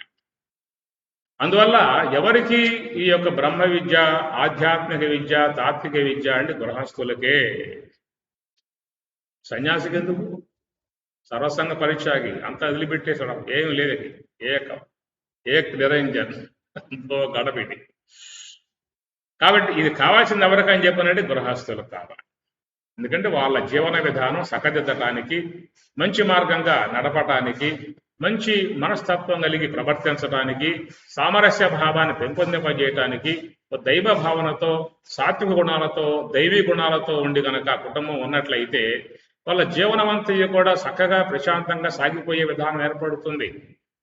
కాబట్టి గృహస్థులే దీన్ని అధ్యయనం చేశారు, గృహస్థులే దీన్ని బోధించారు. ముఖ్యంగా మీకు అప్పట్లో చూస్తే బుద్ధుడి నుంచి మీకు సన్యాస వ్యవస్థ లోకంలో విస్తరించింది తప్ప ఇక అంతకుముందు లేదు. అంతకుముందు కేవలం మునిపల్లెలు, మునాశ్రమములు, తాపసికులు, యజ్ఞములు, పూజలు, అప్పుడన్నీ యజ్ఞాలు, ధ్యానాలే, తపస్సులే అన్ని కూడా. కాబట్టి ప్రకారముగా ఆ మహాత్ములు ఇచ్చిన విధానంలో ఎలాంటి యొక్క వైషమ్య భావాలు లేవు, ఇలాంటి మత సంబంధ భావాలు లేవు, వర్గ భేదాలు లేవు. కాబట్టి మీకు ఉపనిషత్తులు 108 ఉంటే 108 ఉపనిషత్తులలో ఒకే విషయం ప్రతిపాదింపబడుతుంది. ఈనాడు చూస్తే ఏ ఒక్క వ్యక్తి చూసినా కానీ తనకంటూ ప్రత్యేకతలు, తనకంటే గుర్తింపులు, తనకంటూ ఒక మెహర్బాని, తనకంటూ ఒక గుంపు, తనకంటూ ఒక గుర్తింపు ఎన్ని పెట్టిపోతా ఉన్నాయి. గతములో ఋషులుగా ఉన్నటువంటి వారు ఏవైనా పెట్టిపోయారా? కనుక వాళ్ళు జ్ఞానాన్ని అధ్యయనం చేశారు, ధ్యానాన్ని శీలించారు, స్వరూపానుభవంతో తరించారు, అట్టి మార్గాన్ని లోకానికి అందించారు. ఎట్లాంటి విధానం అని చెప్పనంటే చివరికి వాళ్ళ పేర్లు కూడా లేవు. ఈశావాస్యం తీయండి, దాంట్లో ఎవరి పేరు చెప్పడంతో ఎవరి పేరు? ముండకం ఎవరి పేరు? మాండూక్యం ఎవరి పేరు? ఇచ్చిన ఋషులు తన పేరునే పెట్టుకోవాలి. అక్కడ వాళ్ళ పేర్లు పెట్టలేదు. కేవలం జ్ఞానతత్వాన్ని లోకానికి అందించారు. ఏ మత సంబంధ భావాలు లేవనెత్తలేదు, ఎలాంటి కుల సంబంధ భావాలు లేవనెత్తలేదు. కేవలం సర్వమానవులు కూడా శాంతి సుఖాలతో ఉండేటువంటి యొక్క భావనగా వాళ్ళ జ్ఞానం అధ్యయనం చేసి ఆ జ్ఞానం అట్లాగే అందించే వాళ్ళు వెళ్ళిపోయారు. అది ఋషి తత్వము. అది మన యొక్క భారతీయ సంస్కృతి, మన యొక్క ఆర్య సంస్కృతి, ఆర్య సాంప్రదాయం అన్నమాట. అలాంటి విధానముగా సర్వమానవులకి కూడా ఇలాంటి యొక్క తేడా పాడాలు లేకుండా సర్వులో కూడా మానవులు, అందరూ కూడా ఆత్మస్వరూపులు, అందరూ కూడా జీవితంలో ఆత్మానందాన్ని కోరుకుంటూ ఉన్నారు, ప్రశాంతతను కోరుకుంటూ ఉన్నారు, మనశ్శాంతిని కోరుకుంటూ ఉన్నారు. అలాంటి దెబ్బగలిగేటువంటి యొక్క ప్రక్రియ పరమాత్మ గీతలో బోధించాడు. ఇది ఆయన చెప్పిన విషయము. చాలా మాత్రం చెప్తే ఏమ్మా ఆ మాత్రం చాలు. ఏమి అది ముఖ్యంగా రావాలి. నేను చెప్పే మాటలు మీకు కోపం తెప్పించవచ్చు, నాకేం నష్టం. నాకేం నష్టం లేదు. అది రావాలి, అది రావాలి. నాకు అవసరంలా, నా పొలమాల్లో ఏం అవసరంలా, నా సంబంధంలో ఏం అవసరం లేదు. నేను చేసిన అధ్యయనం శాస్త్రం నాకు ఆనందం కలగజేస్తా ఉంది. నా మంచిగా మా మనసును ప్రశాంతంగా ఉండేట్లు చేస్తూ ఉంది. అదే నేను బోధిస్తాను. ఇట్లా ఉండండి, మీరు కూడా శాంతిగా మీరు ఉండే అవకాశం. దానికి పూల పలకలు కావాలా, పెద్ద పెద్ద మాలలు కావాలా, రుద్రాక్ష మాలలు ఏం వేయాలా, ఎందుకు వచ్చిందంట నాకు బరువంతా కూడా. నేను మీలో వాడిని. సహనౌ అవతు సహనౌ గునక్తు సహ వీర్యం కరవావహై తేజస్వినౌ అధీతం మా విద్వేషావహై. అది రాగలిగితే సర్వాత్మనా భావనగా లోకంలో మంచిగా జీవించవచ్చు, బాగా జీవించవచ్చు, ప్రశాంతంగా జీవించవచ్చు, బాగా ధ్యానం చేయవచ్చు, బాగా జపం చేయవచ్చు, ఆత్మసుఖాన్ని పొందవచ్చు, తృప్తిగా నిద్రపోవచ్చు, తృప్తిగా జీవితాన్ని జీవించవచ్చు. అదే జీవితానికి ఉన్నటువంటి యొక్క అంశాలు. అవి ముఖ్యంగా రావాలి. ఇమం వివస్వతే యోగం ప్రోక్తవాన్ అహం అవ్యయం. కాబట్టి జగద్గురువుగా ఆ చెప్పినటువంటి యోగం ఎప్పటి నుంచి వస్తున్నది? ఆది నుంచి. వివస్వతే యోగం, వివస్వంతుడు. పెద్ద పెద్ద వాళ్ళకే ఈయన గురువు అనమాట, తక్కువ వాళ్ళు కాదు, పెద్ద పెద్ద వాళ్ళందరూ. కనుక సమస్త విశ్వానికి ప్రాణప్రదాత సూర్య భగవానుడు ఉంటేనే విశ్వం ఉన్నది. ఆయన లేకపోతే విశ్వం లేదు. ఏ మొక్క పెరగదు, ఏ జీవి పెరగదు, ఏ ఒక్క వ్యక్తి కూడా జీవించే అవకాశం లేదు. సూర్యుడు గనక ఆయన గారు, అయ్యా నాకు టూర్ ఉన్నది, 4 రోజుల పాటు నేను ఆ టూర్ వెళ్తున్నాను, తర్వాత వస్తా అని చెప్పిన ఉద్దేశంతో ఆయన నాలా కాశీ యాత్ర పెట్టుకుని ఇటన్నా పోయాడు అని చెప్పినట్టు 4 కాలం పాటు మొత్తం గోయిందా. ఎవరు బతికే అవకాశాలు లేవు. మన దేహంలో 98.4 డిగ్రీలు వేడి సమానంగా ఉండాలి. పెరిగితే జ్వరం అన్నారు, తగ్గితే చల్లబట్టం అయిపోతుంది అన్నమాట. అందువల్ల ఈ ప్రకారంగా విశ్వంలో ఉన్న సకల ప్రాణులు కూడా సూర్యుని యొక్క వేడి చేతే బతుకుతూ ఉన్నాయి. సమస్త వృక్ష జాతి అంతా కూడా ఈ సూర్య భగవాను యొక్క అనుగ్రహంతోనే చక్కగా ఈ ప్రాణం పోసుకుని జీవిస్తూ ఉన్నాయి. ఈ ప్రకారం సమస్త విశ్వానికి ప్రాణదాత, మరి సమస్త విశ్వాన్ని పోషించేవాడు, రక్షించేవాడు, కాపాడేటువంటి వాడు. అలాంటి యొక్క ఆ సూర్యుడే భగవంతునకు శిష్యుడుగా అయిన విధానం. ఇమం వివస్వతే యోగం ప్రోక్తవాన్ అహం ఉభయం వివస్వాన్ అనవే మను ఇక్ష్వాకవే అబ్రవీత్. ఏవం పరంపరా ప్రాప్తం ఇమం రాజర్షయ విదుహు. రాజర్షులు అనగా రాజర్షులు వాళ్ళు, రాజర్షులు బ్రహ్మర్షులు. బ్రహ్మర్షులు అని చెప్పినట్టు వశిష్ఠాది మహామునులు బ్రహ్మర్షులు అని చెప్పిన అన్నారు. జనకుడు, దిలీపుడు ఇత్యాది వాళ్ళందరూ కూడా రాజర్షులు అని చెప్పిన అన్నారు. అలాంటి ఆ రాజర్షులకు నేను బోధించాను, పరంపరగా వస్తూ ఉన్నది అనేటువంటి మాటలో ఉన్న విధానం ఏంటంటే, రాజు గనక సంస్కారవంతుడే ఉన్నట్లయితే ఆయన పాలనలో ఉన్న ప్రజలు కూడా శాంతి సుఖాలతో ఉండే అవకాశం ఉంటుంది. అది రాజులకి ఎందుకయ్యా బ్రహ్మ విద్య, యోగ విద్య? అరే కావాల్సింది వాళ్ళకే. ఇప్పుడు అది లేకబట్టేగా ఇప్పుడు మనకి ఒక దస్తా ఉంది. చూస్తున్నాక ఆంధ్రదేశం పరిస్థితి ఎడబడి కొంత పోయే, ఎడబడిన తర్వాత డెవలప్ లేకుండా నానా తంటాలతో, వైరాలతో, వైషమ్యాలతో, కక్షలతో సాగుతోంది ప్రస్తుతానికి. కక్షలు, కార్పణ్యములు, వైషమ్యములు, విద్వేషములు, మరి మాట్లాడితే లోన పడేయటం, కొట్టడం, రెండో వాడిని బయట.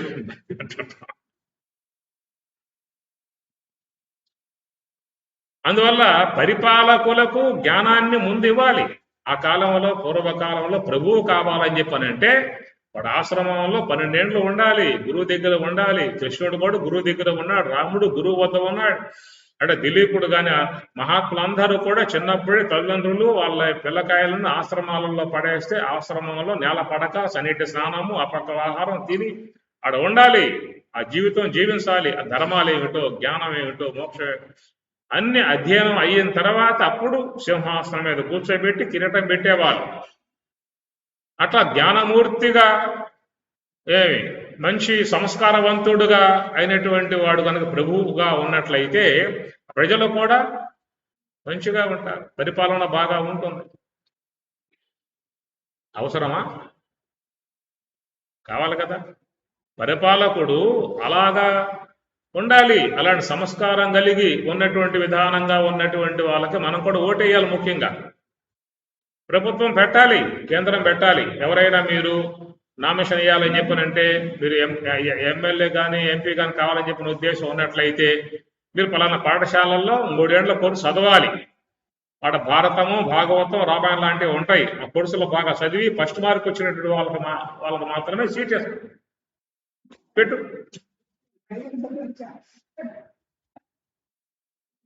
ఏమ్మా, సంస్కారహీనుని కూర్చోబెడితే ఏమవుతుంది పరిస్థితి? వాడి మనస్సంతా అజ్ఞానం, మూర్ఖత్వం, రాజసిక తామసిక వృత్తులు లోపల ఉన్నాయి కనుక వాడికి పట్టం కట్టి కిరీటం పెట్టాం. చివరికి ఏమైంది పరిస్థితి అని చెప్పానంటే ఆ లోన ఉన్న స్వభావాలే బయటపడి వ్యవహారం చేసే విధానం అవుతుంది. కాబట్టి మనల్ని పరిపాలించేవాడు మనకంటే ఉన్నతుడుగా ఉండాలి, మనకంటే ఉన్నతుడుగా ఉండాలి. ఎందుకంటే వాడు కూర్చున్న తర్వాత వాడి మనస్సు పనిచేస్తుంది, వాడి ఆలోచన పనిచేస్తుంది, వాడు చేసే ఆలోచన అమలవుతుంది, వాడి నిర్ణయాలు అమలవుతాయి. నిర్ణయించే మనస్సు సంస్కారవంతంగా ఉండాలి, జ్ఞానవంతంగా ఉండాలి, విద్యావంతంగా ఉండాలి. అలాంటి వాడు మనస్సు అయితే మంచి శాసనాలు చేస్తుంది, మంచి సూచనలు అందిస్తుంది, మంచి పరిపాలన చేసే అవకాశం ఏర్పడుతుంది. కనుక లోపలంత తమస్సు, మూర్ఖత్వము, అజ్ఞానము, తామసికము, ఇంకా క్రౌర్యములు, ద్వేషములు, కక్షా సంబంధమైనటువంటి యొక్క గుణాలన్నీ వాటిలో బాగా పేరుకుపోయి ఉన్నవాడిని మనం ప్రభువుగా చేసుకున్నాం, పరిపాలన చేయమని చెప్పేశారు. ఏమవుతుంది చివరికి? వాడు కొడతాడు, తిడతాడు, చంపుతాడు, అన్ని చేస్తాడు. ఇది మన వ్యవస్థ కాదు. తొలి నుంచి మనకి మన యొక్క రాజ్యాంగ విధానంలో మంచి సంస్కారవంతులు అయిన తర్వాతనే సింహాసనం మీద అధిష్ఠింపజేసి మాకు ప్రభువుగా ఉండు, మమ్మల్ని పాలించు అనే విధానంగా చేసుకొచ్చారు. ఏవం పరంపరా ప్రాప్తం ఇమం రాజర్షయో విదుహు ఎరిగి ఉన్నటువంటి వాళ్ళు కాబట్టి అలాంటి రాజులుగా ఉన్నటువంటి వాళ్ళకి ఈ ముఖ్యముగా ఈ విద్య రాగలిగితే వీడు కూడా ప్రజలలో ఆ భావాలని పెంపొందింపజేస్తాడు. అందరికీ కూడా ఆ మార్గాన్ని బోధించి అయ్యా నేను ఈ మార్గం నడుస్తూ ఉన్నాను, మీరు కూడా మంచి మార్గంగా నడవండి అనేటువంటి విధానంగా వస్తుంది. కాబట్టి ప్రధానముగా ఒకటమ్మ కలెక్టర్ సీట్ ఉన్నది, పడిపోయి కూర్చున్నాడు. అందులో వాళ్ళు వచ్చి ఎవరు కలెక్టర్ అని చెప్పిన అన్నాడు. నీకు ఎవరిచ్చారు ఉద్యోగం? నీకు ఎవరిచ్చారు ఉద్యోగం? ఏదయ్యా ఇప్పుడు చూస్తే డేట్ బాగా ఉంది, విధి తది 2 ఉన్నాయి కాబట్టి ముహూర్తం బాగా ఉంది, అమృత కాలం కూడా బాగా ఉంది, వచ్చి కూర్చున్నా అంటాడు వాడు సీట్లో. అంటే ముహూర్తం బాగా ఉంటే అమృత గడియలు వస్తే కూర్చోడు కలెక్టర్ సీట్లో. రావాలంటే కలెక్టర్ కావాలంటే కనీసం 25 ఏళ్ళ కాలం పాటు వాడు పాఠశాలలో చదువుకొని ఫస్ట్ మార్కులుగా వచ్చి చదువుకున్నటువంటి వాడిని చూసి కదా కలెక్టర్ మీద కూర్చోబెడుతుంది. డాక్టర్ కావాలి అంటే ఎన్ని రోజులు అవుతావు చెప్పు? డాక్టర్ అయ్యే ఉద్దేశం నీకు ఉంది, 10 రోజులు అవుతావా? పోనీ ఒక 4 రోజులు అవుతావా? పోనీ మండల కాలం అవా? ఏమన్నా డాక్టర్ అయితే చెత్తగా స్కోప్ వేసుకోవటం, 5 డబ్బాలు పెట్టుకోవడం, ముందు డబ్బాలు నచ్చానుకో పెట్టాం గుడి మీద టక్ కొట్టుకుంటూ ఉంటుంది. అదేమా 4 మాసాలు చేతులు పెట్టినామా, మేఘమన్నావా, ఫీజు తీసుకున్నావా?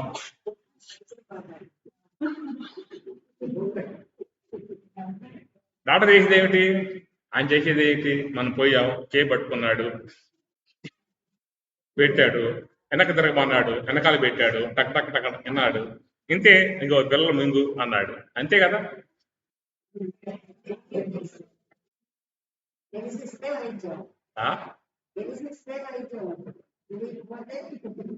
పెద్ద కష్టం కాదు, నువ్వు చేసి చూడాలి అంతవరకే. ఎన్ని పేజీలు వస్తాయో అంతలో వస్తుందో.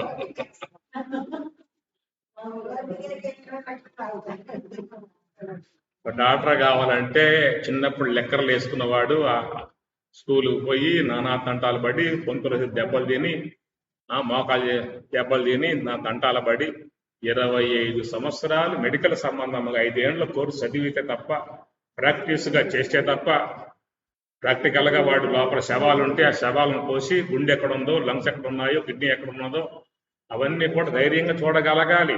మన శవం ముందుకు పోవడానికి భయపడతాం, ఎదురొస్తూ ఉందా పక్కకు పోతాం.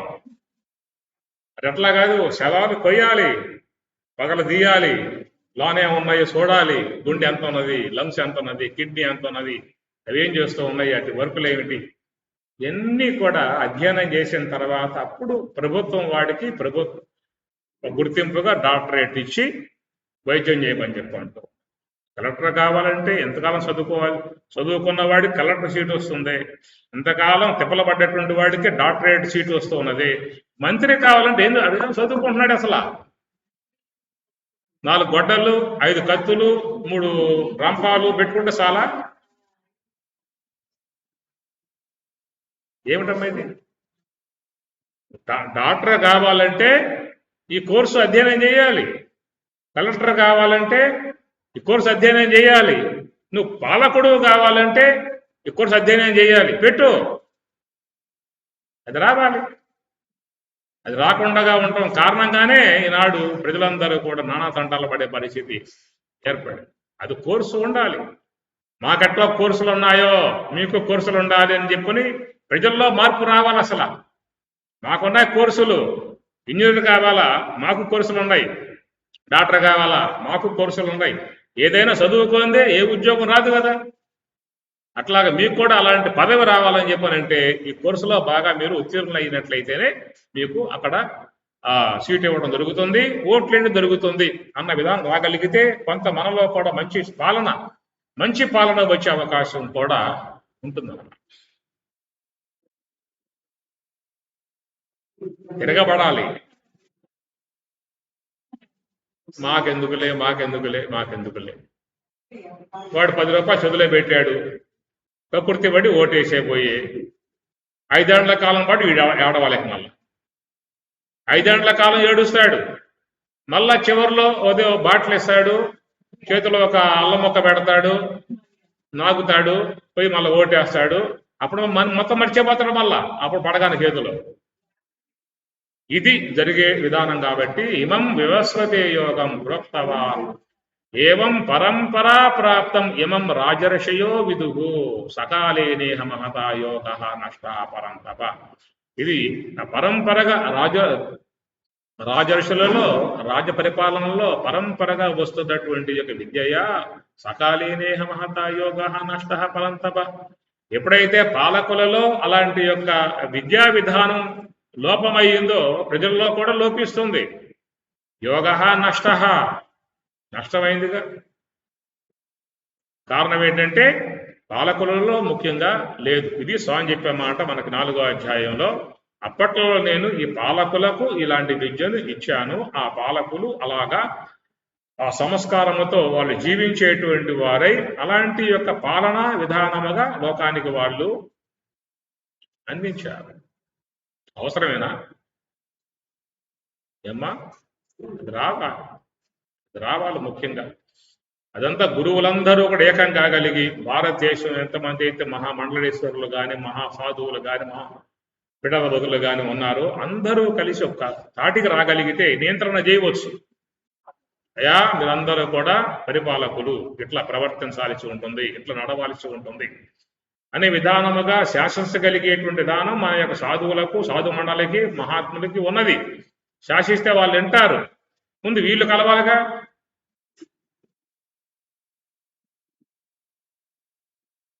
కాబట్టి వాళ్ళని లైన్లో పెట్టే విధానం వీళ్ళకు ఉన్నది, వీళ్ళ లైన్లో పెట్టే విధానం ఎవరికి ఉంది?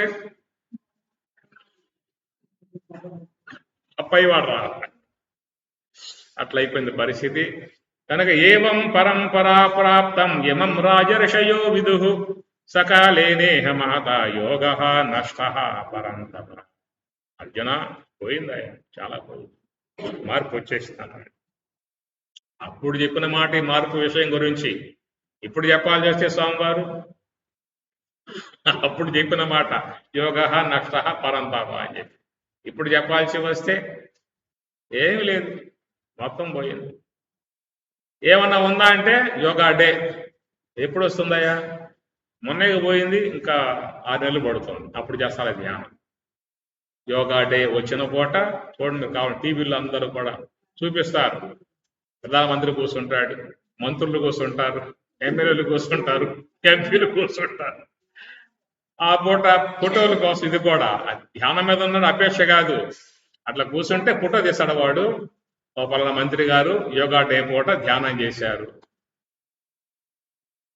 మళ్ళా ధ్యానం చేయాలంటే మళ్ళీ యోగా డే అది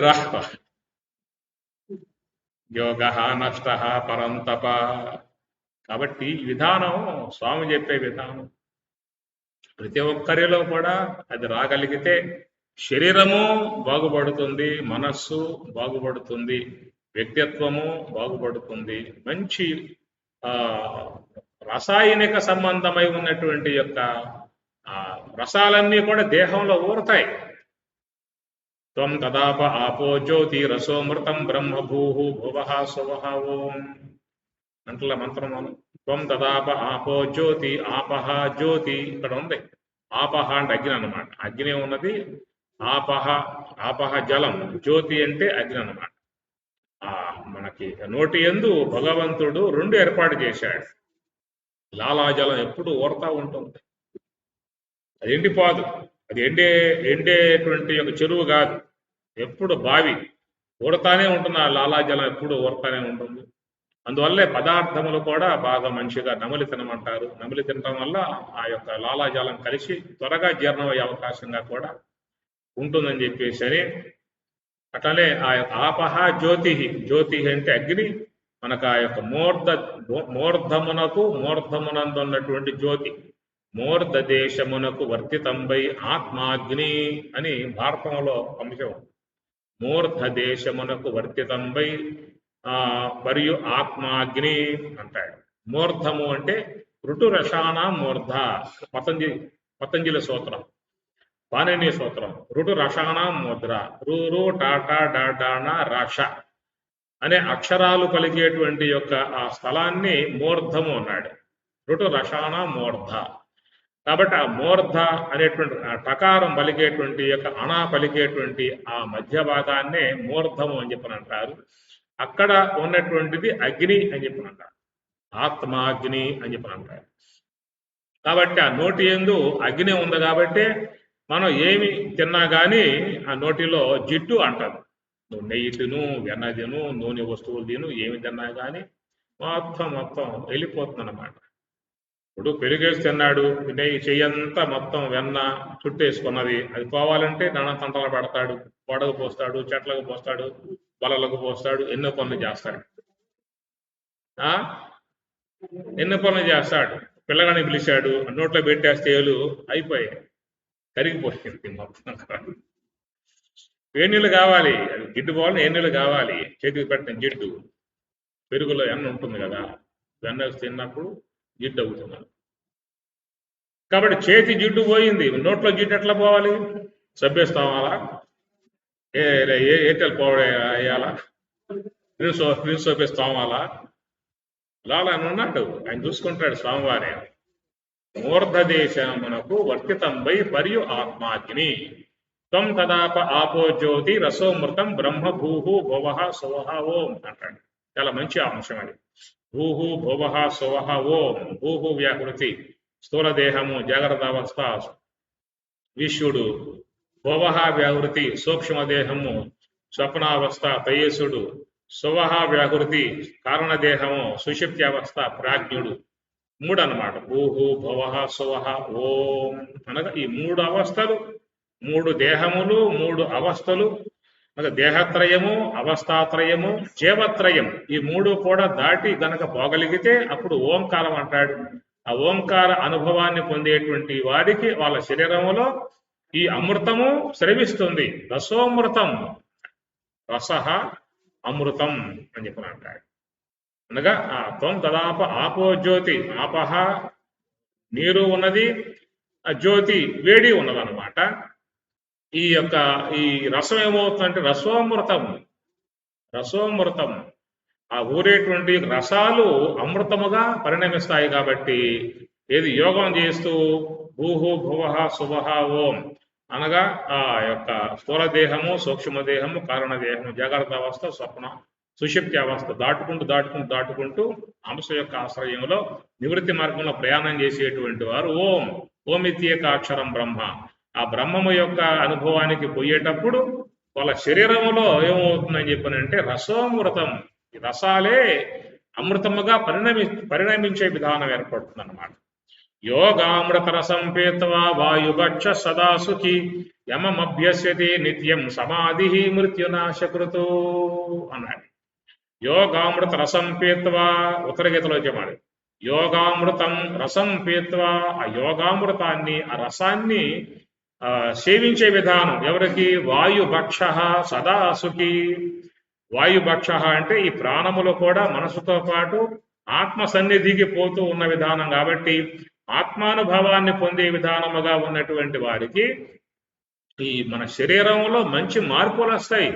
శరీరం కాంతివంతమవుతుంది, శరీరం ఆరోగ్యవంతమవుతుంది, శరీరంలో ఎలాంటి యొక్క రుగ్మతలకు సంబంధించినటువంటి బ్యాక్టీరియా సంబంధ కణజాలం ఉన్నా కానీ మొత్తం కూడా వెలిగింపజేయబడతాయి. అందరి దేహాలు కూడా ఆరోగ్యముగా సుఖశాంతులుగా బీపీ షుగర్లు ఏమీ లేకుండా హాయిగా 100 ఏళ్ళు జీవించవచ్చుకోవాలి. ఈనాడు ఏమైపోయింది? డాక్టర్ వదలకపోతే డాక్టర్ ఏమంటున్నాడు? అయ్యా నీకు 2 ఉన్నాయని చెప్పి అంటాడు. వాడు బాగా ఆ చేయి పట్టుకోవడానికి ముందే నీకు 2 ఉన్నాయని చెప్తాడు. ఏమిటయ్యా 2 అంటే బీపీ షుగర్. లేకపోతే ఆశ్చర్యం, నీకు లేదా? నీకు బీపీ లేదు, నీకు షుగర్ లేదు. పూర్వకాలంలో ఉంటే ఆశ్చర్యం, నీకు బీపీ వచ్చిందంట కదా, నీకు షుగర్ వచ్చిందంటగా అని ఆశ్చర్యపోయే పరిస్థితి ఒకప్పుడు ఉన్నది. ఇప్పుడు ఏమైపోయిందంటే ఆశ్చర్యం అయ్యింది. నీకు లేదా? షుగర్ లేదా? బీపీ లేదా? లేకపోవడం కారణం ఏంటి? ఇదొక కారణం కావాలి. లేకపోవడం కారణం ఏంటి? అందుచేత మన జీవన విధానాన్ని చక్కగా ఆరోగ్యముగా ప్రశాంతముగా మానసిక ప్రశాంతత, శారీరక ఆరోగ్యం ఇవన్నీ కూడా ఇచ్చే విధానముగా ఉన్నటువంటిది యోగము, జపము ఇవన్నీ కూడా మంచి మార్గముగా వ్యక్తిత్వములను పెంపొందింపజేసే విధానముగా ఉన్నటువంటి ఆ మార్గాన్ని మన కృష్ణుడు మంచిగా బోధించే అంశాలు భగవద్గీత పిల్లలుగా బాగా రావాలి. అర్థాలు కూడా బాగా తెలుసుకోగలిగితే, దాన్ని ఆచరించగలిగితే మంచి జీవన విధానం వచ్చే అవకాశం ఉంటుంది. కాబట్టి అయ్యా నేను చెప్పేటువంటి యొక్క యోగం నీకు ప్రత్యేకంగా ఈ పూట చెబుతున్నది కాదు. ఎప్పటి నుంచి సూర్యుడు, మనువు, విశ్వాకుడు ఇంకా పరంపరగా వచ్చే రాజులందరూ కూడా జీవితంలో పాటిస్తున్నటువంటి యొక్క యోగ మార్గము అని చెప్పాను. కాబట్టి యోగాన్ని అందరూ శీలించాలి. స్వామి కూడా ఆయన ఆచరించాడు కదా, కృష్ణుడు కూడా మనం చెప్పాక ఆయన కూడా చక్కగా ధ్యానం నిమగ్నుడై చిన్నవద్రదారిగా. ఇలా పరమశివుడు మౌన వ్యాఖ్య ప్రకటిత పరబ్రహ్మతత్వం యవానాం అని పరమశివుడు కూడా ఎప్పుడు ధ్యానమునందే ఆనందాన్ని, పరమానందాన్ని స్వాత్మారామం ముదిత వదనం దక్షిణామూర్తి వేడే కరకలిత చనుముద్రమానందమూర్తి స్వాత్మారామం, స్వాత్మయందు రమించేటువంటి వాడుగా ఆయన ఉన్నాడు. అట్లా శమీక మహర్షి ఆయన ధ్యాన విధానము, రామచంద్రుడు ఆయన ధ్యాన విధానము, ఆంజనేయ స్వామి ఆయన ధ్యాన విధానం. అట్టి తన్నుగాంచి ఆనందమూర్తి చిత్రరూపమట్లు చేష్టలుడిగి తనువు మరచి కొంత తడవూరకుండెనో ఆంజనేయుడు ఏమాతృతనయ. ఆంజనేయుడి విషయం అట్టి తన్నుగాంచి ఆనందమూర్తి స్వామివారి చేత సాంఖ్యాన్ని విన్నాడు. వినగానే అస్తమస్త సంయోగం చేసి ఉపదేశం చేయగానే ఎమ్మటే ఆంజనేయ స్వామి తన స్వరూప భావంలోకి వెళ్ళిపోయాడు. అట్టి తన్నుగాంచి ఆనందమూర్తి చిత్రరూపమట్లు చేష్టలుడిగి తనువు మరచి కొంత తడవూరకుండెనో ఆంజనేయుడు ఏమాద్రితనయ. లిప్తమాత్రంబు విలిప్తమాత్రంబైన ఘనులు ఎన్నగలేరు క్షణము సర్వ జగద్విలక్షణము బొందువా నిన్ను తీయింపతరమే ఎవ్వారికైనా. క్షణము లిప్తమాత్రంబు విలిప్తమాత్రంబైన అలాంటి యొక్క యోగ సమాధిని పొందే విధానముగా ఉన్నటువంటి వారి స్థితిని పొగడటానికి ఎవరికి కూడా సాధ్యం కాదయ్యా అనేటువంటి మాటగా మనకు సీతారామాన్యంలో వస్తుంది. ఈ ప్రకారంగా చూస్తే మనకి దేవతలందరూ కూడా అనుష్ఠించేటువంటి యొక్క మార్గం ఈ ధ్యాన మార్గం. ఆంజనేయ స్వామి, పరమశివుడు, రాముడు, కృష్ణుడు, మునులు అందరూ, బ్రహ్మంగారు, వేమన, రమణ భగవాన్ల వారు వాళ్ళదే కదా, రమణ మహర్షుల వారు ఎప్పుడు కూడా యోగంలో ఉండిపోయే విధానం. ఆడిడి హంసను జోడెడబాయక వేడుక నాదము కూడుట యోగము కుండలి శక్తిని కుదురుగా నిలిపి పండు వెన్నెలలో ఉండుట యోగము. యోగమురా సోహమురా నాసికమందున నడపరయోగము వీనులయందున వినరా నాదము కన్నులయందున కనరా బ్రహ్మము అని బ్రహ్మంగా ఆయన కూడా ఎక్కువగా యోగతత్వాన్ని గురించే ఆయన అందించేటువంటి యొక్క విషయాలు. కాబట్టి ఈ ప్రకారంగా మనకి మునులు యోగులు అందరూ కూడా శీలించిన మార్గం మనస్సుని నిశ్చలముగా ప్రశాంతముగా పెట్టుకునే విధానం జీవితంలో అనుష్ఠించాలి. వీలైన వరకు అందరూ కూడా జప మార్గం సులభంగా ఉండేటువంటి మార్గం. మీరు కూర్చున్నా నుంచున్నా ఏ పనిలో ఉన్నా ఎక్కడ ఉన్నా కానీ ఆ మనస్సులో ఒక చక్కటి అమ్మవారి నామమో స్వామివారి యొక్క నామమో పెట్టుకున్నట్లయితే ఆ మనసులోకి నానా గందరగోళం పట్టించేవన్నీ కూడా దూరం అయిపోతాయి. ముఖ్యంగా భగవంతుణ్ణి కాపలాగా పెట్టండి. ఏమి ఆ మనసు అనే ద్వారం కాడ ఎవరు రారు. బలి చక్రవర్తికి వరం ఇచ్చాడు స్వామివారు. అయినా నువ్వు ఇచ్చినటువంటి యొక్క గొప్ప దానానికి నేను నీ యొక్క నగరంలో ద్వారపాలకుడుగా ఉంటా అని చెప్పి భగవంతుడు ద్వారపాలకుడుగా ఉన్నాడు. ఎందువల్ల అంటే సర్వ సమర్పణం చేశాడు. చెప్పాడు అక్కడికి శుక్రాచార్యుల వారు ఇవ్వమాక వచ్చింది. వటుడు కాదు విశ్వంభరుడు నీ యొక్క సర్వస్వాన్ని కూడా హరించే ఉద్దేశంతో వచ్చాడు అని చెప్పి నీకు చెప్పింది భాగవతం అష్టమ స్కందంలో. కాబట్టి ఆ ప్రకారంగా చెప్పినప్పుడు మరి శిష్యుడేమన్నాడు, స్వామి నిజంగా నీ మాట ప్రకారంగానే ఆ యొక్క వైకుంఠవాసుడే ఆ విశ్వంభరుడే వామనుడుగా పొట్టివాడుగా వచ్చి ఉన్నట్లయితే తప్పనిసరిగా ఇస్తానని చెప్పాడు. యోధని చెప్పి అన్నావు కదా, ఇచ్చే తీరతాని చెప్పి ఆదిన్ శ్రీ సతి కొప్పుపై తనువుపై అంశోత్తరీయంబుపై పాలిండ్లపై పాదాజ్యంబులపై కపోలతటిపై నూతన మర్యాదంబు చందు కరంబు క్రిందగుట మీదైనా కరంబుంట మేలుగాదే రాజ్యము గీజ్యము గతమే కాయంబునా పాయమే. ఆదిని శ్రీ సతి కొప్పుపై తనువుపై అంశోత్తరింబుపై పాలెండ్లపై నూతన మర్యాదం చందు కరంబు క్రిందగుట మీదైనా కరంబుంట మేలుగాది అని వచ్చినటువంటి యొక్క వ్యక్తి విశ్వంభరుడు సమస్తం హరించే ఉద్దేశంతో వచ్చాడు అని తెలిసి కూడా దానికి సిద్ధపడి సర్వస్వం పోయే విధానంగా ఉందనే విషయం తెలిసి కూడా సర్వసమర్పణం చేసిన విధానం బలిచక్రవర్తి సర్వసమర్పణం చేసేసాడు. ఆ చేశాడు కాబట్టి ఆయన దగ్గర ఈయన కాపలాగా కూర్చున్నాడు. నువ్వు చెయ్యి ఆ పని, నీకు కూడా కాపలాగా కూర్చుంటాడు. యోగక్షేమం మహామ్యహం అని చెప్పాను లేదా, ఆయన చేశాడు కాబట్టి కూర్చున్నాడు. మరి నువ్వు చేస్తున్నావా? స్వామి ఇప్పుడు పండుగలు వస్తే చేస్తాను, పర్వదినాలు వస్తే చేస్తాను, అమ్మవారి ఉత్సవాలు వస్తే చేస్తాను, బ్రహ్మోత్సవాలు వస్తే చేస్తాను, మిగతా అప్పుడురా.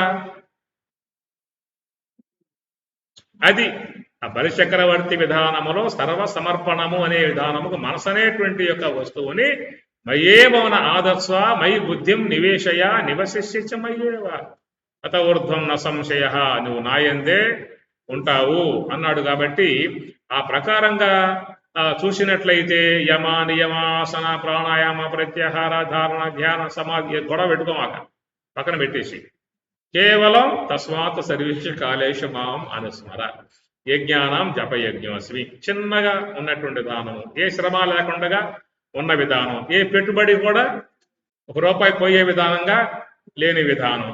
ఏముంది అక్కడ చెప్పండి? డబ్బుని పెట్టాలా, దానధర్మాలు చేయాలా, యాగాలు చేయాలా, సమిధులు వేయాలా, నూనె పోయాలా, ఏం చేయాలి? ఏ జ్ఞానం జపయజ్ఞోస్మి. ఆ మనస్సనే దానికి భగవంతునికి జోడించు. హంసతో పెడతావో లేదా చక్కటి మంత్రంతో పెడతావో, నిరంతరముగా నీకు ఎప్పుడెప్పుడు ఎరుక కలిగి ఉన్నావో ఉన్నటువంటి ఎరుక కలిగి ఉన్నటువంటి సందర్భాలన్నీ కూడా నీ మనస్సు ఆ భగవంతుని వైపుకే తిరిగి ఉండేటువంటి విధానముగా చేయగలిగితే, సర్వసమర్పణముగా చేయగలిగితే, బలి చక్రవర్తికి ఏ ప్రకారంగా పరమాత్మ కాపలాగా కూర్చున్నాడో నీ జీవితానికి కూడా ఆయన కాపలాగా కూర్చుంటాడు. ఏ ఇబ్బందులు కానీ సబ్బందులు కానీ అన్నీ కూడా ఆయన చూసుకునే విధానమే వచ్చేస్తుంది. యోగక్షేమం వహామ్యం చెప్పాడు కదా, రక్షకుడు చూసుకుంటాడు, కాపాడుతాడు.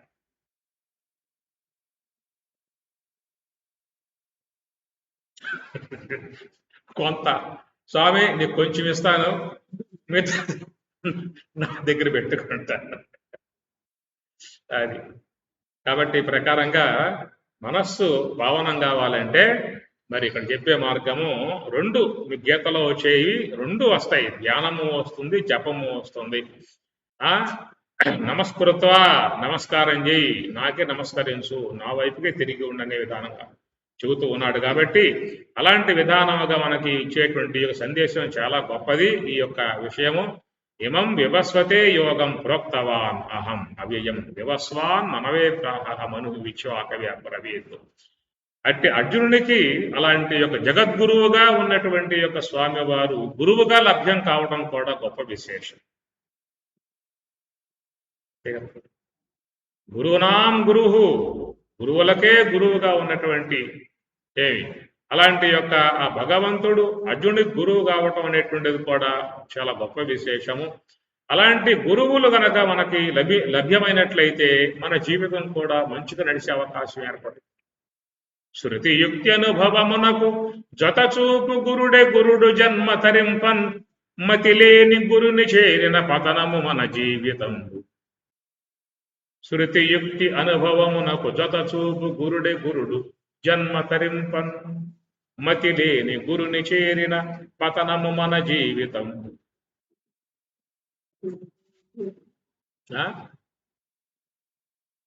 చెప్పే ప్రహ్లాదుడు చెప్పాడు, ఏ గురువుల వాళ్ళ గురువులు, అది చెప్పే మార్గం ఏంటి? ఒక్కటి మంచి మార్గం లేదు, ఒకటి మంచి మాట లేదు.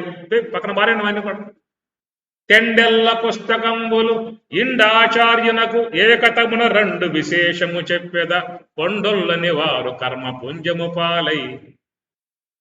రెవల్యూషన్ భాగవతం 7వ స్కంధంలో తెండెల్ల పుస్తకంబులు ఇండాచార్యునకు, ఆ పుస్తకాలకి ఇచ్చేయండి, మనకు అవసరంలా. వాటిలో ఏముంది? దాంట్లో ఏముంది? మోక్ష విషయం లేదు, జ్ఞాన విషయం లేదు, తత్వ విషయం లేదు. కాబట్టి వాళ్ళకి ఇచ్చేయండి, మనకు అవసరంలా. నేను చెబుతారమ్మన్నాడు. గురుడు క్రూరుడు దుశ్శీలత అర్ధకల్పనలు చేసడి గ్రాహ్యము కాదు, శాస్త్రమేమే లెరింగించదన్ వినన మీకు నిరంతర భద్రమయ్యడి. దాంట్లో రివర్వేషన్ వస్తుంది. అపమార్గంలో తీసుకుపోయేటువంటి గురువులు ఏదో 4 శ్లోకాలు వస్తే కదా, శ్లోకి పండిత, దశ శ్లోకి పండిత, నాకు 4 పద్యాలు వచ్చు, 4 శ్లోకాలు వచ్చు, 4 తత్వాలు వచ్చు, రాండి గురువుని అయిపోయాను. అలాంటి వాళ్ళని పట్టుకుంటే ఏమవుతుంది? చెప్పలే, ఉపనిషత్తు చెప్పింది కదా, అంధేనైవ నియమానా యథాంతా అవిద్యాయాం అంతరేవర్తమానాః స్వయం ధీరాః పండితం మన్యమానాః దంద్రమ్యమానాః పర్యంతి మూఢాః అంధేనైవ నియమానా యథాంతా. స్వయం ధీరాః, నాకు ఏ గురువు అవ్వలేదు, నేను సార్ మొత్తం నాకు ఓడతా ఉంది, లోపల నుంచి బావిలో ఊరినట్టు ఓడతా ఉంది, నాకు అన్ని తెలుసు అని చెప్పి అంటాడు వాడు. మెహర్బానీ అంతా కూడా పెద్ద పెద్ద ఈ ఉదిరాకల్లో ఇంకేయో పెట్టి పారేసి, జడలు కాస్త బాగా పెంచి పారేసేసి భయంకర విధానంగా చూస్తే పడిపోవటమే. అమ్మవారు పడిపోవాలా? సీతమ్మవారు హరహర మహాదేవ అన్నాడు రావడం. ఆ జడలు, ఈ బూదిరేకలు, సోలాంగలు మొత్తం పట్టుకున్నారు. అమ్మవారు కూడా స్వామి నమస్కారం అని చెప్పి అందా పన్ను పడిపోయి. ఏమైపోయింది పరిస్థితి? సంవత్సర కాలం కూడా ఏడవలసి వచ్చింది. స్వయం ధీరాః పండితం మన్యమానాః దంద్రమ్యమానాః, ఇది కఠోపనిషత్తులో, జంఘన్యమానాః ముండకోపనిషత్తులో. 2 మంత్రాలు, ముండకంలోనూ ఉన్నది, కాటకవల్లిలో కూడా ఉందన్నమాట. దంద్రమ్యమానాః పర్యంతి మూఢాః, భ్రాంతిలో ఉన్నాడు, అజ్ఞానంలో ఉన్నాడు, తెలియంతనంతో ఉన్నాడు. కొన్ని శ్లోకాలను మాత్రమే కంఠస్థం చేసి తారక యోగము తెలియక నేరక వేదాంత వాక్య నికురంబము చే వాదించుచు జడు వారికి మోక్షంబు గలదే వాయుకుమార. తారకంబు పట్టుగా అభ్యసింపంగలేక బ్రాలుమాలి కొన్ని వేదాంత యుక్తులు కూడబెట్టి పలుక నడిచిన బ్రహ్మానుభవము గలదే. కొన్ని వేదాంత యుక్తులు కూడబెట్టి సీతమ్మవారు ఆమె కూడా వాయించింది పట్టుకొని. అంధేనైవ నియమానాయ, మనం చాలా వరకు ఇలాంటి వాళ్ళని అనుసరించి పోతున్నామేమో అని చూపిస్తుంది ఒక్కోసారి చూడండి. ఆ చివరికి ఏమిటి పరిణామం అని చెప్పనంటే అంధేనైవ నియమాన యథాంధాః. ఒక అంధుడు, అరే నాయనలారా రాండి నేను దోవ చూపుతా అని చెప్పన్నాడు. వాళ్ళు అంత అంధులే, వీడు అంధుడే, నేను దోవ చూపుతా అన్నాడు. ఈ 10 మంది బయలుదేరారు. దోవ చూపేవాడు అంధుడు, ఎమ్మడించేవాళ్ళు అంధులు, మొత్తం కలిసి ఏమయ్యారు, పెద్ద నుయ్యో గొయ్యో ఉంది అక్కడ. ముందు ఆయన పడ్డాడు, ఆయన మీద